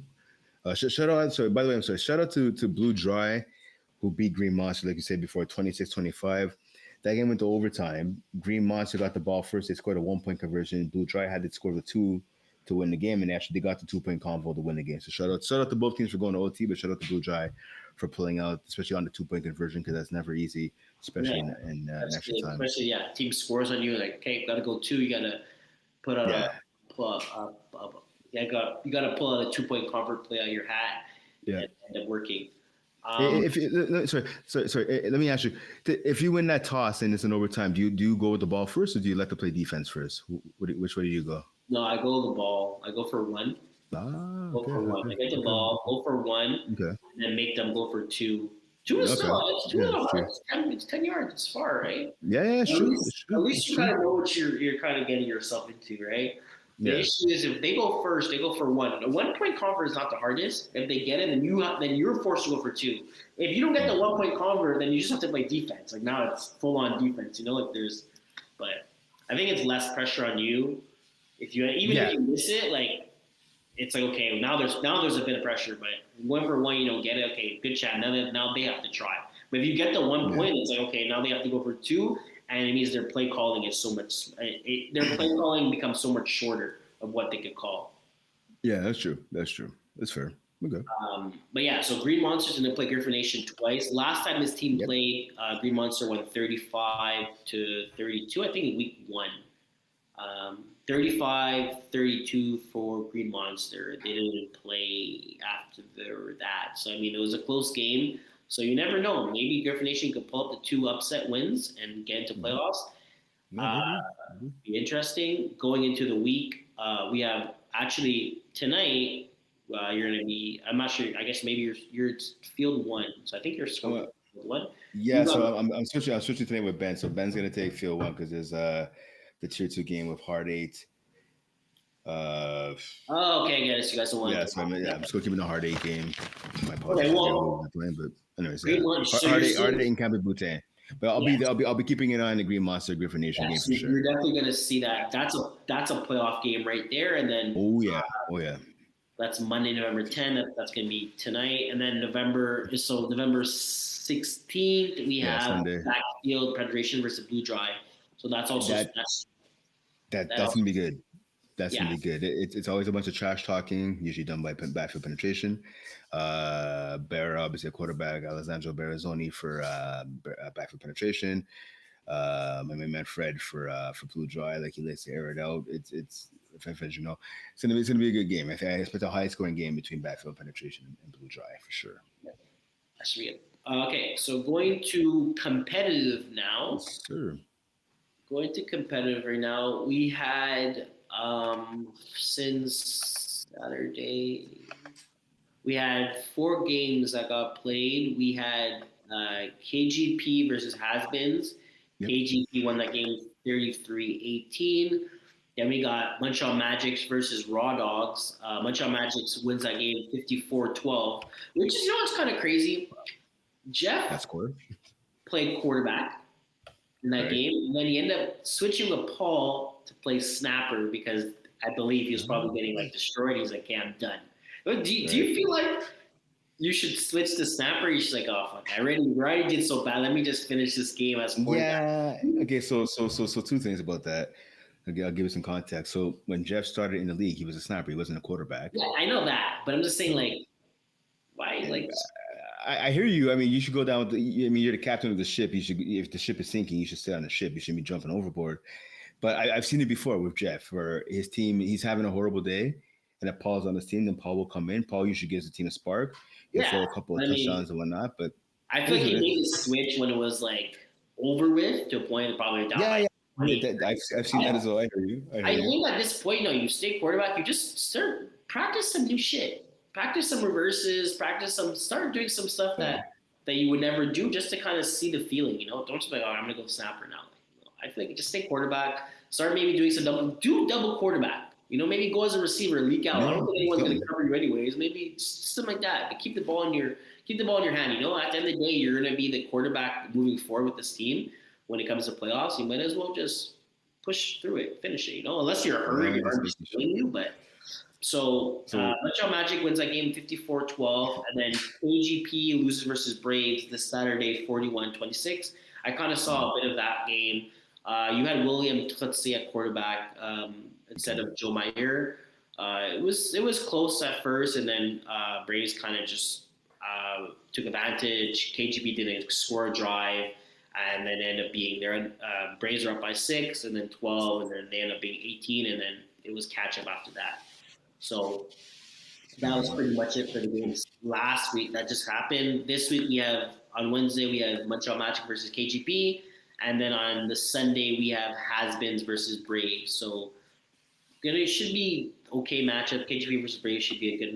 KGP versus Montreal Magic should be a good match. It should be a good game, depending how it is. And I think Has-Beens versus Braves. I think the Braves are just going to probably blow out Has-Beens. At the standings, so kind of surprising. Raw Dogs are still 1-6. Has-Beens are 1-7. So one of these teams are not making playoffs. 4 teams make it. 1 team doesn't. Okay. We have Raw Dogs 1-6. Has-Beens 1-7. Has-Beens have 2 games left. 1 is versus the Braves. 1 is against the Raw Dogs, though. And then 1 is versus the Raw Dogs. Season. Exactly. Exactly. They played the Raw Dogs November 23rd. Sorry, at Laval. So I think again, like we were talking about before, one of the previous divisions. I think it's one of those winning you're in. Yeah. Exactly. But then Raw Dogs played KGP. They played Montreal Magic as well too. So I don't think they'll be Montreal Magic after that blowout. KGP, you never know what can happen there. Depending on the Raw Dog roster. But again, as I think you're kind of saying, it probably is going to come down to Has-Beens versus Raw Dogs. Whoever wins that game is going to get into the playoffs. Whoever loses is going to get knocked out of playoffs. Yeah. So I just want to go back for a second to the Montreal Magic game we're talking about. So I'm looking at the box score now. Shout out to Dan Lazare. He went 8 of 9, which yeah, that's I mean the high rate. 29 attempts is weird, but all right, fine. 8 of 9 for 5 touchdowns. It's pretty impressive. Johnsley Alexi. So we've all seen how phenomenal he is. The man had 3 INTs, Yeah, ran all 3 of them back to the house. yeah. Serge Pilon Jr., Hall of Famer, 3 INTs. He did not run any of them back to the house, but he had 3 INTs to go along with like 2 pass deflections, which means he almost had 5 INTs. Pretty impressive numbers. Pretty good. Pretty. Career enthusiasm, exactly. Yeah. Classic. I love that show. Talking about Yeah, shows, same here, dude. Same here. I'm actually watching The Wire right now. I never seen it. Yeah, dude, it took you so long. It's like 20 years old. I've never seen it before. And Breaking Bad, I never watched Breaking Bad either. Really? Okay. So, Oh man, okay. So let me tell you first and foremost, like, welcome, because yeah, Breaking Bad was I got into Breaking Bad when it was off the air too. I think about 3 or 4 years after it was done. A friend of mine, well, you know the Concordia gym, the one downtown, right? yeah. So a friend of mine, Megan, used to work there, and so I used to hang with her, and she was like, "Hey, you need to check out the show Breaking Bad." I'm like, "Huh, Breaking Bad?" I'm like, "Okay." And like that guy, Bryan Cranston, like I've seen him before on the show. Malcolm in the Middle, the dad from Malcolm in the Middle. She's like, "Yeah, check it out." I'm like, "Yeah." So I'm glad I listened, and then obviously The Wire. I started watching The Wire before it left the air. I think it was like the last season I got into it. A buddy of mine lent me like the box set, and yeah, it's pretty dope. It's pretty dope. No, watch it now. It's good. It's good. I know, like, you can tell by some TV shows, String like, a bell. it's gonna get better and better and better. You know, good story. Ooh, yes, it does. Let me tell you. Okay, are you like a Narcos fan? Yeah. Okay, there you go. So like, I feel like Narcos the more it went on, the better it got. Mm. And I mean, I find the original 2 seasons with Pablo Escobar, obviously, with Wagner Moura playing Pablo Escobar, I thought those were phenomenal. Yeah. I think Narcos, Mexico, and that it was good. I mean, you're telling a real story, so I mean, it's pretty much all real stuff you're bringing in there. I found the first 2 seasons of Narcos were amazing. Narcos Mexico was good, not amazing how the original Narcos was, but I think it was pretty close. Anyway, the acting was great. Anyway, so yeah, so just with The Wire, it just gets better and better. If you have a chance, get into Oz as well. Okay. I'm It's gonna. very good. Since the winter's coming, you know, it's time Exactly, dude. Winter is here. Not coming, dude. Winter's here. I gotta put my snow tires on. I have to do it sometime this week. I'm off this week, so I'm try and find some time to do it this week. And yeah, because crazy. It's 4:30. It's pitch black outside. I'm yeah, exactly. I'm not a fan, dude. Not a fan at all. Anyway, So that's pretty much it for competitive. We talked about kind of like that. It's going to be interesting to see. Raw Dogs for Haspin is probably going to be a playoff matchup to get into the playoffs.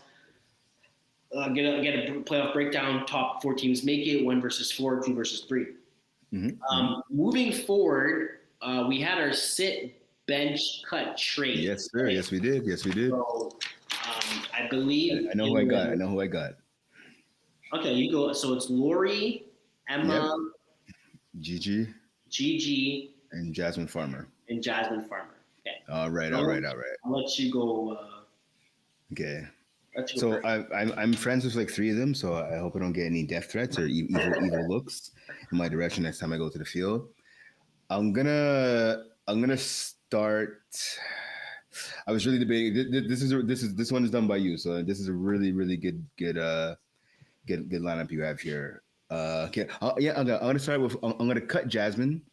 Nothing against her. I think I picked her a couple weeks ago on my fantasy team. I think she's a phenomenal player. Look who she plays with as well. I mean, obviously she brings something to the table. But I think as an individual player, I'm going to take Gigi, Emma, and Lori over her. So I'm cutting Jasmine.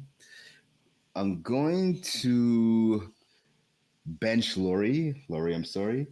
Shout out to the 1-8. So I'm going to bench Lori because I want her on my team.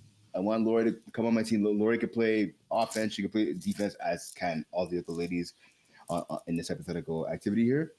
But I'm going to bench Lori because she's going to be kind of my closer. If I need a big play down the clutch, I'm going to call Lori to come off the bench and make a play. She's like kind of like that X receiver, that speedy receiver, maybe that kind of third down back, if you will, or like a closer in baseball, right? Yeah. You need to close this game, call her in there. I'm going to trade Emma. And I say that, and hopefully I don't see Emma tonight, but actually, no, this comes out on Wednesday, so it doesn't matter. But I'm going to trade Emma because I'm thinking if I trade her, I can get back so much. I can get Yeah, back maybe two the first round value. picks. Yeah, the value. Exactly. Yeah. Exactly. Or I can get maybe 2 or 3 lesser players that aren't as good as Emma, but collectively they can maybe make kind of Yeah, the same impact. So like, right now, Emma's stock is rising. You know, compared yeah, to exactly. So you trade her now. You trade her. Her stock a is at year its and a highest. half You trade her ago, now. no one knew who like Emma was, right? Like she I don't wasn't. know about that. Well, I don't not know about no, you. but like she wasn't a play. Like the stats that she's doing now, or if you look at Yeah, the yeah, stats yeah. 2 years ago, it's you can't even compare them. You know, True. Very true. Very true. Very true. like All she's right. really emerging as one of the top receivers right now, right? That's So true. 100%, 100% And that. yeah, and obviously with that being said, I'm going to start Gigi. I think I'm going to say I think Gigi is the best female player in FPF. I think right now. Mm-hmm. Am I crazy to say that, or at the very least No, top to three? be honest, I think Gigi is the most athletic female player. Oh yeah, yeah. No, that's for the shot of a doubt. I, That's hands down, I hands down. think, and I think that's pro. So I'll let you finish what you're saying, and then I'll say my reasoning for my start cut bench and trade. But no, Yeah, and 100%. I just think like the impact she makes on both sides of the ball. I remember seeing her again. I called her I called her games when she played basketball in McGill. Great athlete. I didn't think I never thought of her playing football. I ran into her at a field one time. I was like, oh, what are you doing here? And whatever. Her athleticism, her speed. I don't know how much football knowledge she has before coming to FPF, but I think she just kind of hit the ground running and she can make a play against guys. I've seen her play against guys. She kind of dominates. I've seen her play against so obviously her peers, the females. She puts up great numbers on offense. She puts up great numbers on defense. It's to the point where, and this is, I think you could attest to this, when you have a great player, the ball's going their way, and you still can't stop them.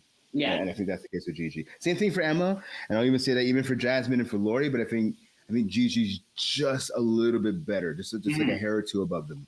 No, 100% agree. Like so, to get into my sit cut bench and Okay. trade, I'm also Yeah. starting Gigi as well. Okay.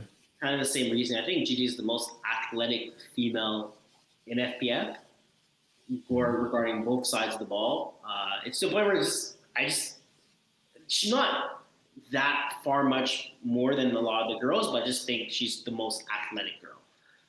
Yeah, So that's true. Yeah, the reason 100%. why 100%. I'm starting her, and I just think she could play both ways, and I think she'll be able to adapt to. And I think it's the point where if I'm throwing a 50-50 ball, I'm to a point to another defender. I think she has. Mm-hmm. It's not 50-50. I think I'm giving her a 60-40. I think I'm giving her a better chance getting the ball just because I think her natural basketball skills do come in effect. Winning those jump Yeah. balls, winning those boards on the thing, I think that also helps her. That makes her different compared to a lot of the other females. So I'm Yeah. starting. I'm starting GG. I'm Okay. actually benching Jasmine. So Okay. Okay. Okay. I like the play calling Jasmine does. As again, I see Jasmine as a defender more than an offensive player. I feel like she's a defensive Okay. player, and Okay. I think she brings the veteran experience that's needed on certain teams. I feel like Very true. Very true. you put her on a defensive squad, whatever, and she's able to take control and she knows what she's doing. So I feel like having someone like that on my bench is something that I would need, you know. And no Yeah. disrespect to Emma or Lori. Again, they're both Warrior. great defensive players. I just think the veteran experience that Jasmine has compared to both of them is just a bit more. And again, Jasmine's been playing this sport a bit longer, and she shows why she basically showed who she is. Right, she did make Team Canada. She's still doing what she's doing now. She's still calling her defenses, and I feel like she's one of the not one of the top. I wouldn't say probably one of the top 5 defensive players, just because her knowledge is so good. So Okay. That's fair. That's I fair. would sit Jasmine. Okay. Then I'm going to have to trade Emma from what you were Okay. saying. Right now, Emma's like if you had a what do you call it? What do you a stock Yeah. market? Yeah. Right now, Yeah. It's a stock. with Emma, we're shooting to the stars, you know, like Okay. so Okay. you definitely could get a good value on getting an air player or whatever if I'm making a trade. And then I would have to cut Lori just because out of all the girls there, I think she's just the number 4. Like not too much away, but I think she's just the bottom of the 4 girls that I would want to start, cut, and bench. But hopefully she's not mad at me because I cut her, but she's good. Don't get me wrong. Lori See, is Lori, you see? Lori is I got you. Lori is extremely good, and she's also getting better, right? I remember seeing Lori play exactly. years ago as well. Same thing for Emma, right? I seen Lori play when she first started, and she wasn't the best, but now she's getting better. She's understanding more, and I feel like she's having more fun too. The way you I watched her play on Saturday, and she was like, the girl batted the ball in her hands, and like she kind of was just smiling about it. I was just like, oh, okay. And then next play, she makes a huge play, you know. So I think she's having I think she's having more fun out there, and she's more locked in, and you can see like the experience that she's bringing now, and she's getting better every single year. No, 100%. I was toggling back and forth between her and Emma in terms of who I wanted to trade and who I wanted to bench. I think the one difference I have with them is Emma's the more physical player. I mean, and rightfully so, right? She's a lot longer, she's a lot taller. I think she's than Lori, right? Lori's petite. I think if one of those players makes a mistake, I think Lori's able to get over it quicker than Emma is. No, it's not a criticism against Emma, but it is what it is, right? I've seen Emma after games, and like I think mistakes eat at her more, and it takes her longer to get over it than Lori. Also, I've seen in terms of just someone who gets banged up a bit more, and maybe that's because of the way Emma plays. That she gets banged up a bit more. I mean, you go back to the finals, right? Her and Felix collided. It's no one's fault. It is what it is, right? And I think in terms of longevity, I think Emma's going to be making plays forever, and she's young as is Lori. But like I think in terms of wear and tear on the body, like I've already seen Emma. Emma, I think, has like a knee brace. I think she has another knee sleeve on. Like I think wear and tear. I think Lori has more prospects in terms of how longer she'll be able to play than Emma. That also kind of factored into my decision like a little bit. That's more of a tackle thing than flag, but I mean, it is still football. Right? Injuries do occur, you know. I believe they're the same. I believe they're the same age, though. I think they're both. I'm not gonna. I think so. I know when Lori was on, I think Lori said she's 23 or 24. I think. I think they're I think they're. I asked them like a couple of years. I'm pretty sure they're the same age. Okay. So that's our sit, bench, cut, and trade for this week. We're gonna have something out for next week as well. So that's gonna be interesting. Looking at some of the Instagram comments, responses. It was kind of the basics. Start. A lot of people just say start. Like they don't even answer when we're saying. They start nothing else. They say nothing else. Just start. They're like start Jasmine. Starter. Which is fine. Jasmine is just a start too. That's fine. But like we're asking for 4 things, not just asking for one, right? Or something like, okay, we'll start these 2, but no, we're asking you to start one. You guys have to make a decision and pick, you know. So I find it's always kind of funny, but at least people are interacting, people are answering, so it's also cool to see. So we have our last thing. We have our fantasy draft. Yep. Let's get to it. Let's get into this now. We have part 6 this week. The next following days, we're gonna have the results for part 5 and part 4 that's gonna be coming out to you guys. Again, sorry for it being delayed, or sorry for it. Sometimes it could be a week behind. And just because players are not playing games, so it becomes a point where we gotta waiting for a guy to play a game, and we don't want to post the results. We kind of want to make sure everything. Or lady. Lady or guy to play a game, and they don't showing up, and we're okay, we'll wait an extra couple days. Okay, they'll play on Wednesday. They don't want to play Wednesday, and then it just becomes a long cycle. So again, all that's going to be posted. All the results, you're going to see all the results for all the parts coming up. We have I would say this is part 6. This is part 6 now, so part 5. I think we're probably going to have it until like part 8, I believe, because we were not going to have it during playoffs, so we're going to have like 2 more weeks. But maybe we could during playoffs. Maybe like an abbreviated version instead of every single division. Maybe top 5 people we pick in general. I don't know. Maybe. We'll talk about it. We'll talk about something when it comes down. Okay. onto it and see exactly the results of who won what week. Try to see what else. Yeah. Okay. There you Let's get this party on. All right. So Brent, you get first pick. This All right, is our. And we're gonna spin the wheel. So we got tier 5. Ooh, tier 5. Okay, let's see here. Okay. There's one guy I wrote his name down before. Okay, I got a guy. I got someone already. This is record time for me. I have someone from the first 10 seconds. So I saw him play this. Shut up, Ali. I can hear you laughing. Okay, so I'm gonna pick Kento Kitano. I saw him play the other night for a very good football team. I came away impressed. He made some plays on the ball. Kento Kitano from tier 5. That's my pick. That's your pick. Okay. Why is this guy? Sorry. So what team is he on? Sorry. I want to say very good football team. Okay. Yeah. I'm going to take Joey Alfaro. Okay. Let me just triple check. What team? TD Brothers. All right, cool. Nice. I think it's fine. I don't see Joey. I don't see. Yeah. Okay. Yeah. Joey Alfaro. Joey Alfaro from TD Brothers. Okay. Okay. Cool. We can spin the wheel. All right, let's go. Where am I going? This is tier 5. Co-ed, no.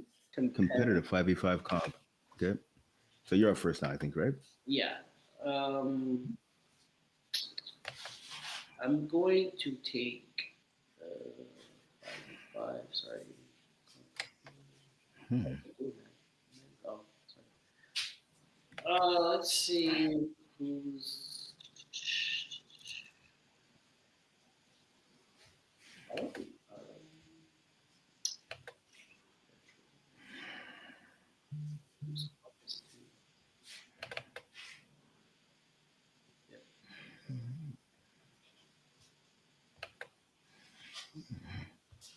I wonder if he's going to play both of these games. Or he's not going to play. Okay. I'll take.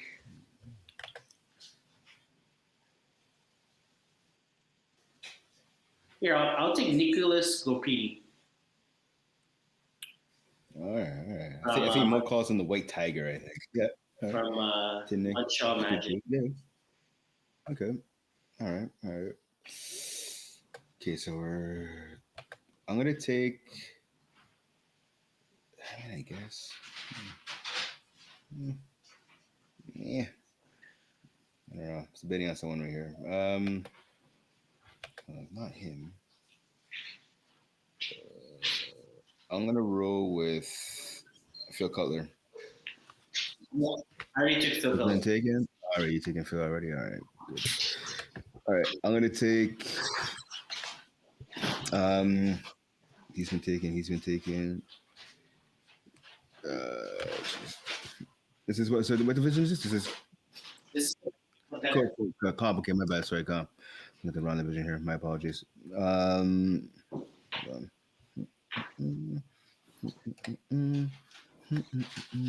can't take him. Ooh, pickings are getting slim here. I'm gonna take.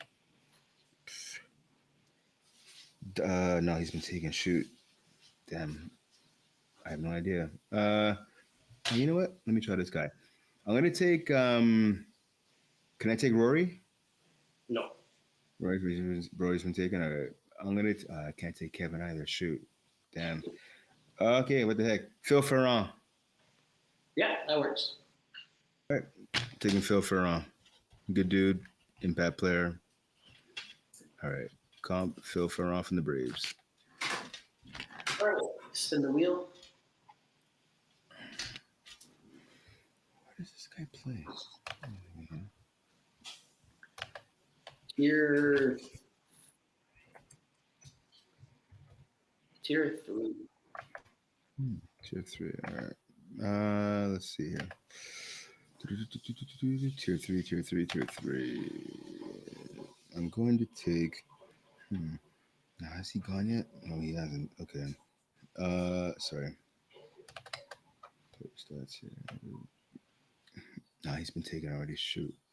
Can I take Raphael Caron from Le Gros Larve? I don't think he's been taken. Raphael Caron, the quarterback from Le Gros Larve. I've seen this guy play. I like him. He's a good quarterback. Big arm. Raphael Caron. I don't think he's been taken yet. In fact, I'm like 99% sure no one's taken him. Yeah, I don't think Yeah, he's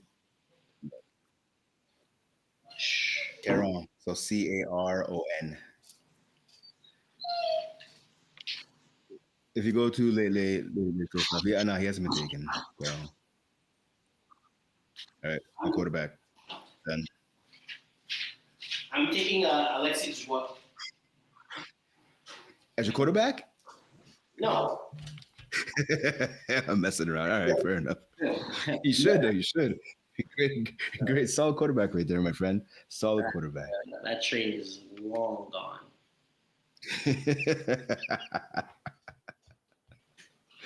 Listen, if you like if you like a guy he's a high effort guy, my friend, a quarterback, high effort guy, he can run around a little bit and stuff. He likes to air it out. Just take him. Solid, my friend. Solid. Mm-hmm. Okay, I think we're good. We'll spin.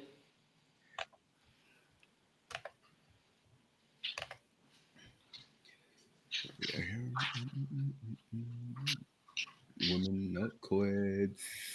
No, intermediate. Intermediate. Let's see here. Okay, I'm gonna go with.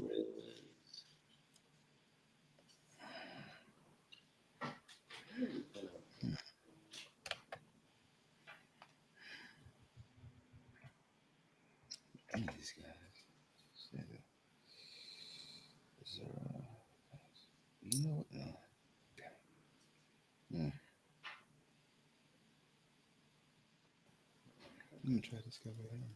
I'm gonna go.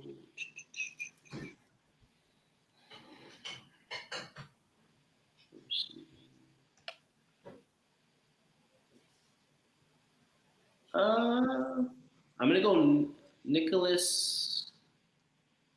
I just want to make sure he played. He's playing. He's not just a sub. No, he just played one game. Okay, I'm gonna go Joey Notero. Damn it, that's what I was gonna pick. Damn it, okay. All right. That's exactly what as soon as you said this division, I was like, all right, I got Joey. Shoot. Okay. All right. You know what? I'm gonna go with somebody here from Blue Dry. And my buddy Fred, that's his team. And there's a lot of underrated guys on that squad. So I'm gonna try and pick one of them here. I hope. Well, he's only played 4 games. I don't know about that. Damn it. Shoot. I don't know about that either. Damn it. You've taken Jethro Nagoma, right? I believe. Jeffrey. I feel like you have. From I took Anthony. I took Vanslit. I took. Okay. Yeah, I'll take Jethro and Goma then. Anthony. No, I didn't take. Sorry, I'll take him. Jethro. So Jethro and Goma. Ngoma from Green Monster. That's some Green Monster, right? Yeah. No, I took him week 1. Oh, you took him? Okay, that's what I thought. Damn it. Okay. Shoot. You've taken Anthony Lazera, I believe, as well. Damn. Okay, you know what? Cedric Amsan. Cedric Amasan from Griffin Nation. That's fine. All right, that's what I'm taking. Cedric Amasan from Griffin Nation. Okay. Get a spin. 1, 2, 3, 4. Tier 1. Okay. Let's see here. Tier 1. Okay, this is my pick here. So let's see. I'm going to go. Let me check offense here. I need some more scores. Can't take him. You know what? A guy I'm surprised hasn't been picked yet. I realized it last week after we did the draft last time. I was like, no one's picked him yet. Felix Clermont. We took Felix. I took Felix. Yeah, we took Felix. Really? We took Felix for tier 2, I think. Really? Felix Clermont? Okay. Yeah, I'm pretty sure Okay. we took Felix. I don't remember taking him. All right. Felix. Okay. Yeah, tier 4. He's in tier 4. Felix is in tier 4. All right. Okay, sure. All right. Okay then. All right. I think from Party Crashers. I think Vinci Biondi. He's been taken too, right? From Party Crashers. No. Unless you picked him, I didn't take him. Nope, I didn't take him. Hold on. I gotta find. Hold on. If I can find it here. So I'm trying to find the list of players we've taken already. And the rest is anyway. Yeah. Taking him. Done. This guy. Yeah, Vincent. Yep. Vincent Biondi. Yeah. Okay. I'm going to take Jean Christopher Furlan from Easy. I think so. JC's been taking me for. From you? I'm like 99% sure I've taken JC before. Yeah, I'm pretty sure I have. It must have been week 1 or week 2. No, I don't think so. Because I didn't take him. I know that. Really? So Jean Christophe Ferland. Just put it for Ferland. No one took him. Because I would. Okay. No. We have Jean Felix the Luzor. Daluz, yeah, Jean-Felix Daluz. I could have sworn. Oh shoot. Okay. Yeah, Ferland's a great player. Shoot. Okay, my apologies. I would have taken him. Sometimes I realize when I'm picking the stats and stuff, like I kind of recognize like the names. I'm like, oh, here. Yeah, cool. My bad. That's on me. Honestly, I would have taken him right now if I would have known. But sorry. That's what I figured. I thought you were gonna take him, to be honest with you, but I could have sworn. I remember hearing his name. I could have sworn I did. Maybe I talked myself out of picking him for somebody else. I can't remember, but because A, he's a good dude, and B, like, yeah, I've seen him play a million times. He's only playing tier 1 this year, right? So okay, right. Okay. Sorry. no, you're good. All right, let's go spin the wheel.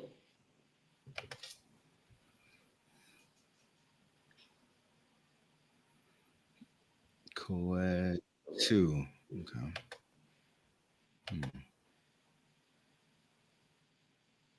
It's your pick, I think, now? Yeah. It's mine.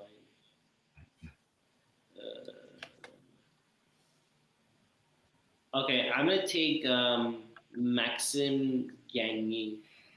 Is it Maxime Gagné? Maxime Gagné from Kamikaze. Okay. All right. I'm going to take, I can't take Laurie. Shoot. I'm going to take Vincent Richard from Double Dip. Okay. Yeah, he's a baller. This guy can play. I like him. He's a good player. I played against him. He's good.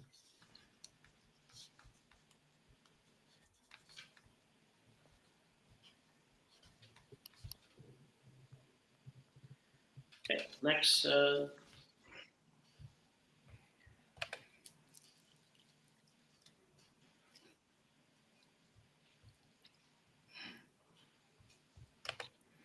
Coed 3. All right. Let's see. Coed 3. Who do we got here? Wait a second. No. Have we done Coed 3 already? We did. All right. Not bad. Okay. So I got my quarterback already. Who do I want to have rushing said quarterback? Or, okay, no. Yes, I know you took Victoria. I think one of the last couple of times. I'm gonna take Adam Malinoff. Is he still available or no? Okay. Yeah, yeah. I know. I'm messing around. All right, I'm gonna take. Let me get a surprise here. Let me get one of these lesser known players. Come on, have a good day for me. Um, Let me get. Oh, that many? Shoot, I had no idea. Okay. Hmm. Um. Sorry, my apologies here. Damn. Shoot. Okay, no idea. It's a guy. I'm gonna pick a lady here. I don't want to get this lady. Um.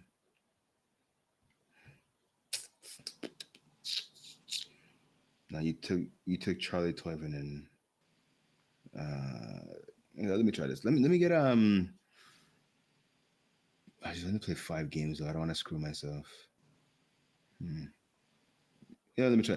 Can I get Maya Levy from the Mavericks? Yeah, it's crazy. I was literally about to take her. Nice. Oh, there you go. Maya Levy from the Mavericks. Let's go. Let's go. Um, 1, 2, 3. well, okay. Um, yeah, let me get off the Mavericks then. Let's go malicious. Roster. Players stats. Players team.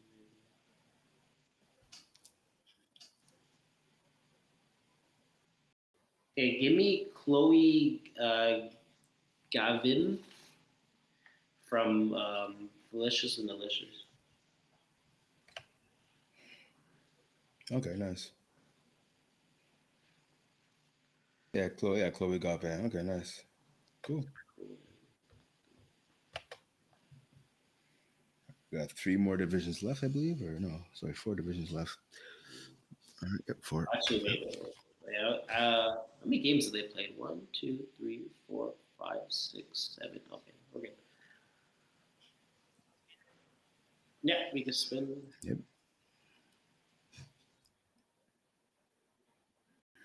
Wood 1.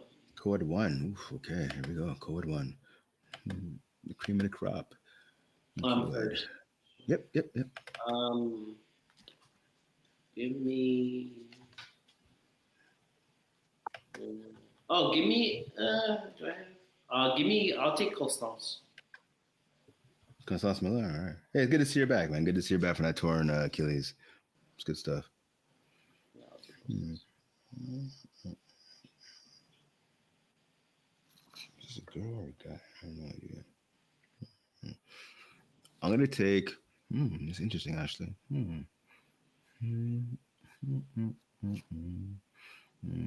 Um, that's only 4 games, but I'm not trusting that. Mm, I don't know about this 4 game business. Wait, is I'll Constance? screw myself over. Oh wait, she only played 2 games. Sorry. She Oh, only okay, yeah, no, played. I'm picking. I know who I'm picking already. Good. Can I go or you good, No, Quaysie? I'm gonna switch because I'm not sure if she's actually gonna replay. Yeah, it's kind of late there. Give me. We're going backwards. Give me Rochelle Shea. Who? Rochelle Shea. Okay. All right. All right. I'm gonna take Bujema Sada from Fit Squad.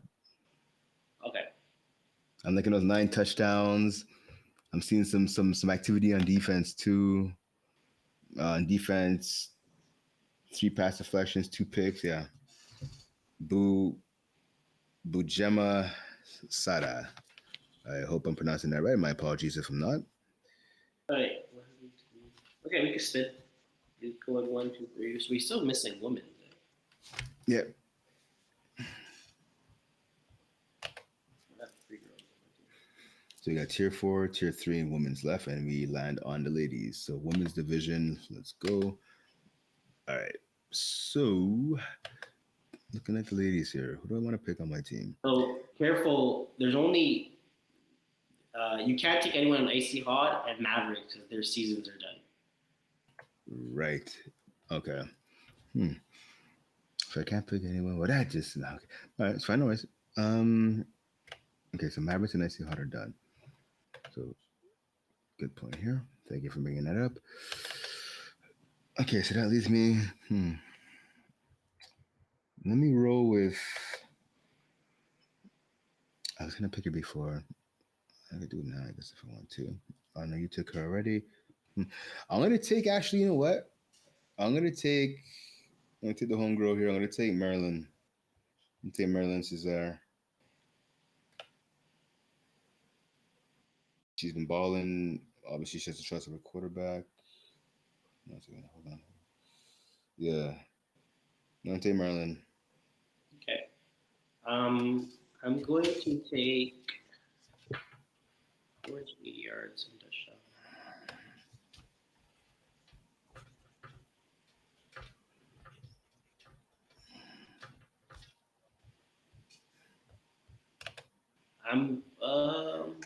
I'm gonna take Maria Stansu. I think you did. Yes, you took her already though.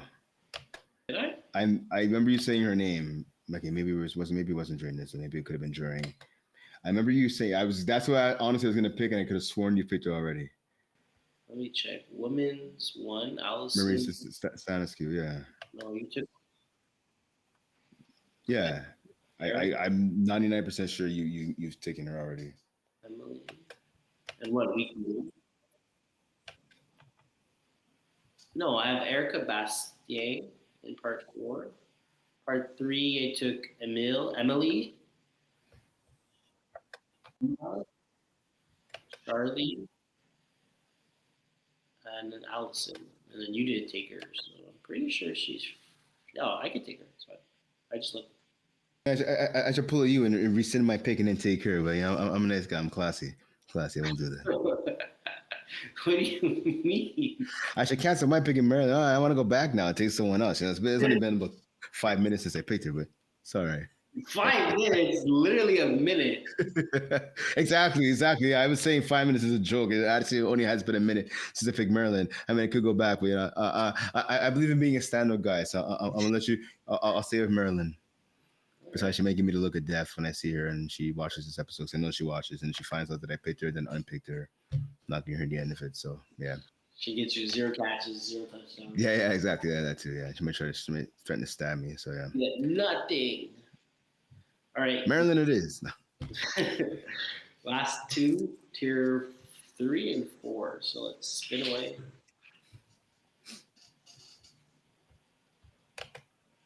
Tier 3. All right, tier 3. It's All right. my pick. Yeah. And who's tier? Who did I see? Who did I like? Yeah.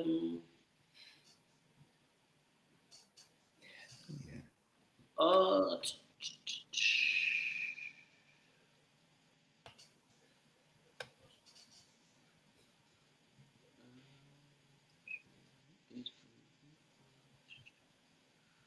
roster. Did he play enough games?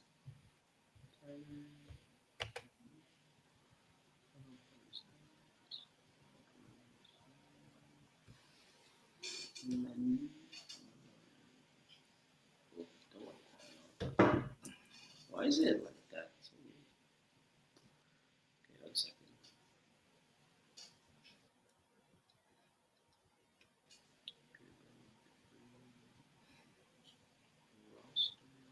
Okay, I'm gonna go for BBB, and we're going to take. Damn you. I'm gonna take Oliver. Yeah, I knew it. I was gonna pick him. Yeah, I'm going Olivier Oliver. Claveau. Yeah, there we go. Damn you. That's exactly what I was gonna pick. Looking at my notes. All right. So you got Olivier Claveau. All right. I'm gonna take solid dude. I don't think he's been taken. Amos. Mimitage from the Bruins. Tall dude, fro, always talking jokes. Good dude. This is tier 3, right? Yeah, tier 3. Yeah, with the Bruins, 12 TD catches. Yeah, I think it's fine. The Julian, red zone machine. Simon, Tyler. Amis, AMIS, Mimitage. I don't know the quarterback. Holy shit. Yeah, You have that's a on you, quarterback? dude. Yeah, I do. I took Rafael Caron, my friend. That's my quarterback. So, which means now you have to take a quarterback from tier 4. Yeah, that's fine. I mean, they're not as good quarterbacks there. It's fine. It's fine. It's fine. But yeah, I don't think we took any quarterbacks from tier 4 this year. So Yeah. I get to take the top quarterback. All right. It's your pick, though. Oh, yeah. Tier 4. No need to spin the wheel. I'm going to take actually, from Bend Don't Break, I'm going to take Luke Morrow. Funny story here. I think I taught that kid when he was in grade 2. Oh. I was at a school, Edinburgh, for 1 year. It's like a zillion years ago. And I remember him in my class. And he's not a kid anymore, but the picture there is like, yeah, I know this kid. And I've thought that a couple of times I've seen him play. I just haven't had a chance to walk up to him. Hey, do you remember me when you were in grade 2, like a zillion years ago? But yeah, if it's the same kid, good kid. I like the kid a lot. It's actually really funny. So anyways, I'm picking him. 7 INTs on defense. He's solid. Hopefully I'll get to see him play and I will walk up to him and be like, hey, remember Mr. Brent? Hopefully, good kid. Anyways, yeah, that's what I'm picking as my last player to rep tier 4. Okay. I'm going to take Philip Gillina. Oh, Galina. Okay, yeah. From Studs. Felipe or Philip? I think Philippe. Yeah, something. Felipe. From the Studs. All right, cool. All right, so I think that does it. That is quick count here. 1, 2, 3, 4, 5, 6, 7, 8, 9, 10. Yep, we're good. I think we're all good. And that's your quarterback there? That's the guy you're taking as your QB? Yep. All right, cool. My big Q. Yeah, Philip Jelena, yep. Yeah, 49. Wow, 49 TDs and 1 INT. Right. Yeah, exactly. I've seen this guy play. Yeah, I've seen him play. He's good. I was like, okay, perfect. He shouldn't lose me any points. He should definitely gain me some points. So there you go. You want to pick Peas? Could have picked Peas. Come on, the Brewers. Maybe next week. Maybe Peas with it. All right. I was actually laughing. Peas actually messaged me because I remember we talked about it. He's like, the only reason why I threw you hooks because he was just starting to be a quarterback, right? Yeah. He's like, that's all I knew to do. I was like, it worked. Yeah, it makes sense. Yeah, hell yeah. But shout out to Peas. Shout out to Peas. I saw him last Monday, the Monday before. Hopefully 3rd time in a row. Hopefully I see him this Monday as well. Congrats. So I don't know if you know his brother Duke. He's in FPF for a long time. So Peace's brother Duke just gave birth. I think he had a girl over the weekend. Him and his longtime girlfriend. So shout out to Duke and their whole family. Congratulations on the kiddo. There you go. Yeah, good stuff. So that's it for the draft for this week. Again, this episode should be posted on Wednesday. So everything should be back on track. Yeah. Basically on Wednesday, Thursday, we should be on track, and all the results and stuff too as well should be back on track for part. This is part 6. Yeah.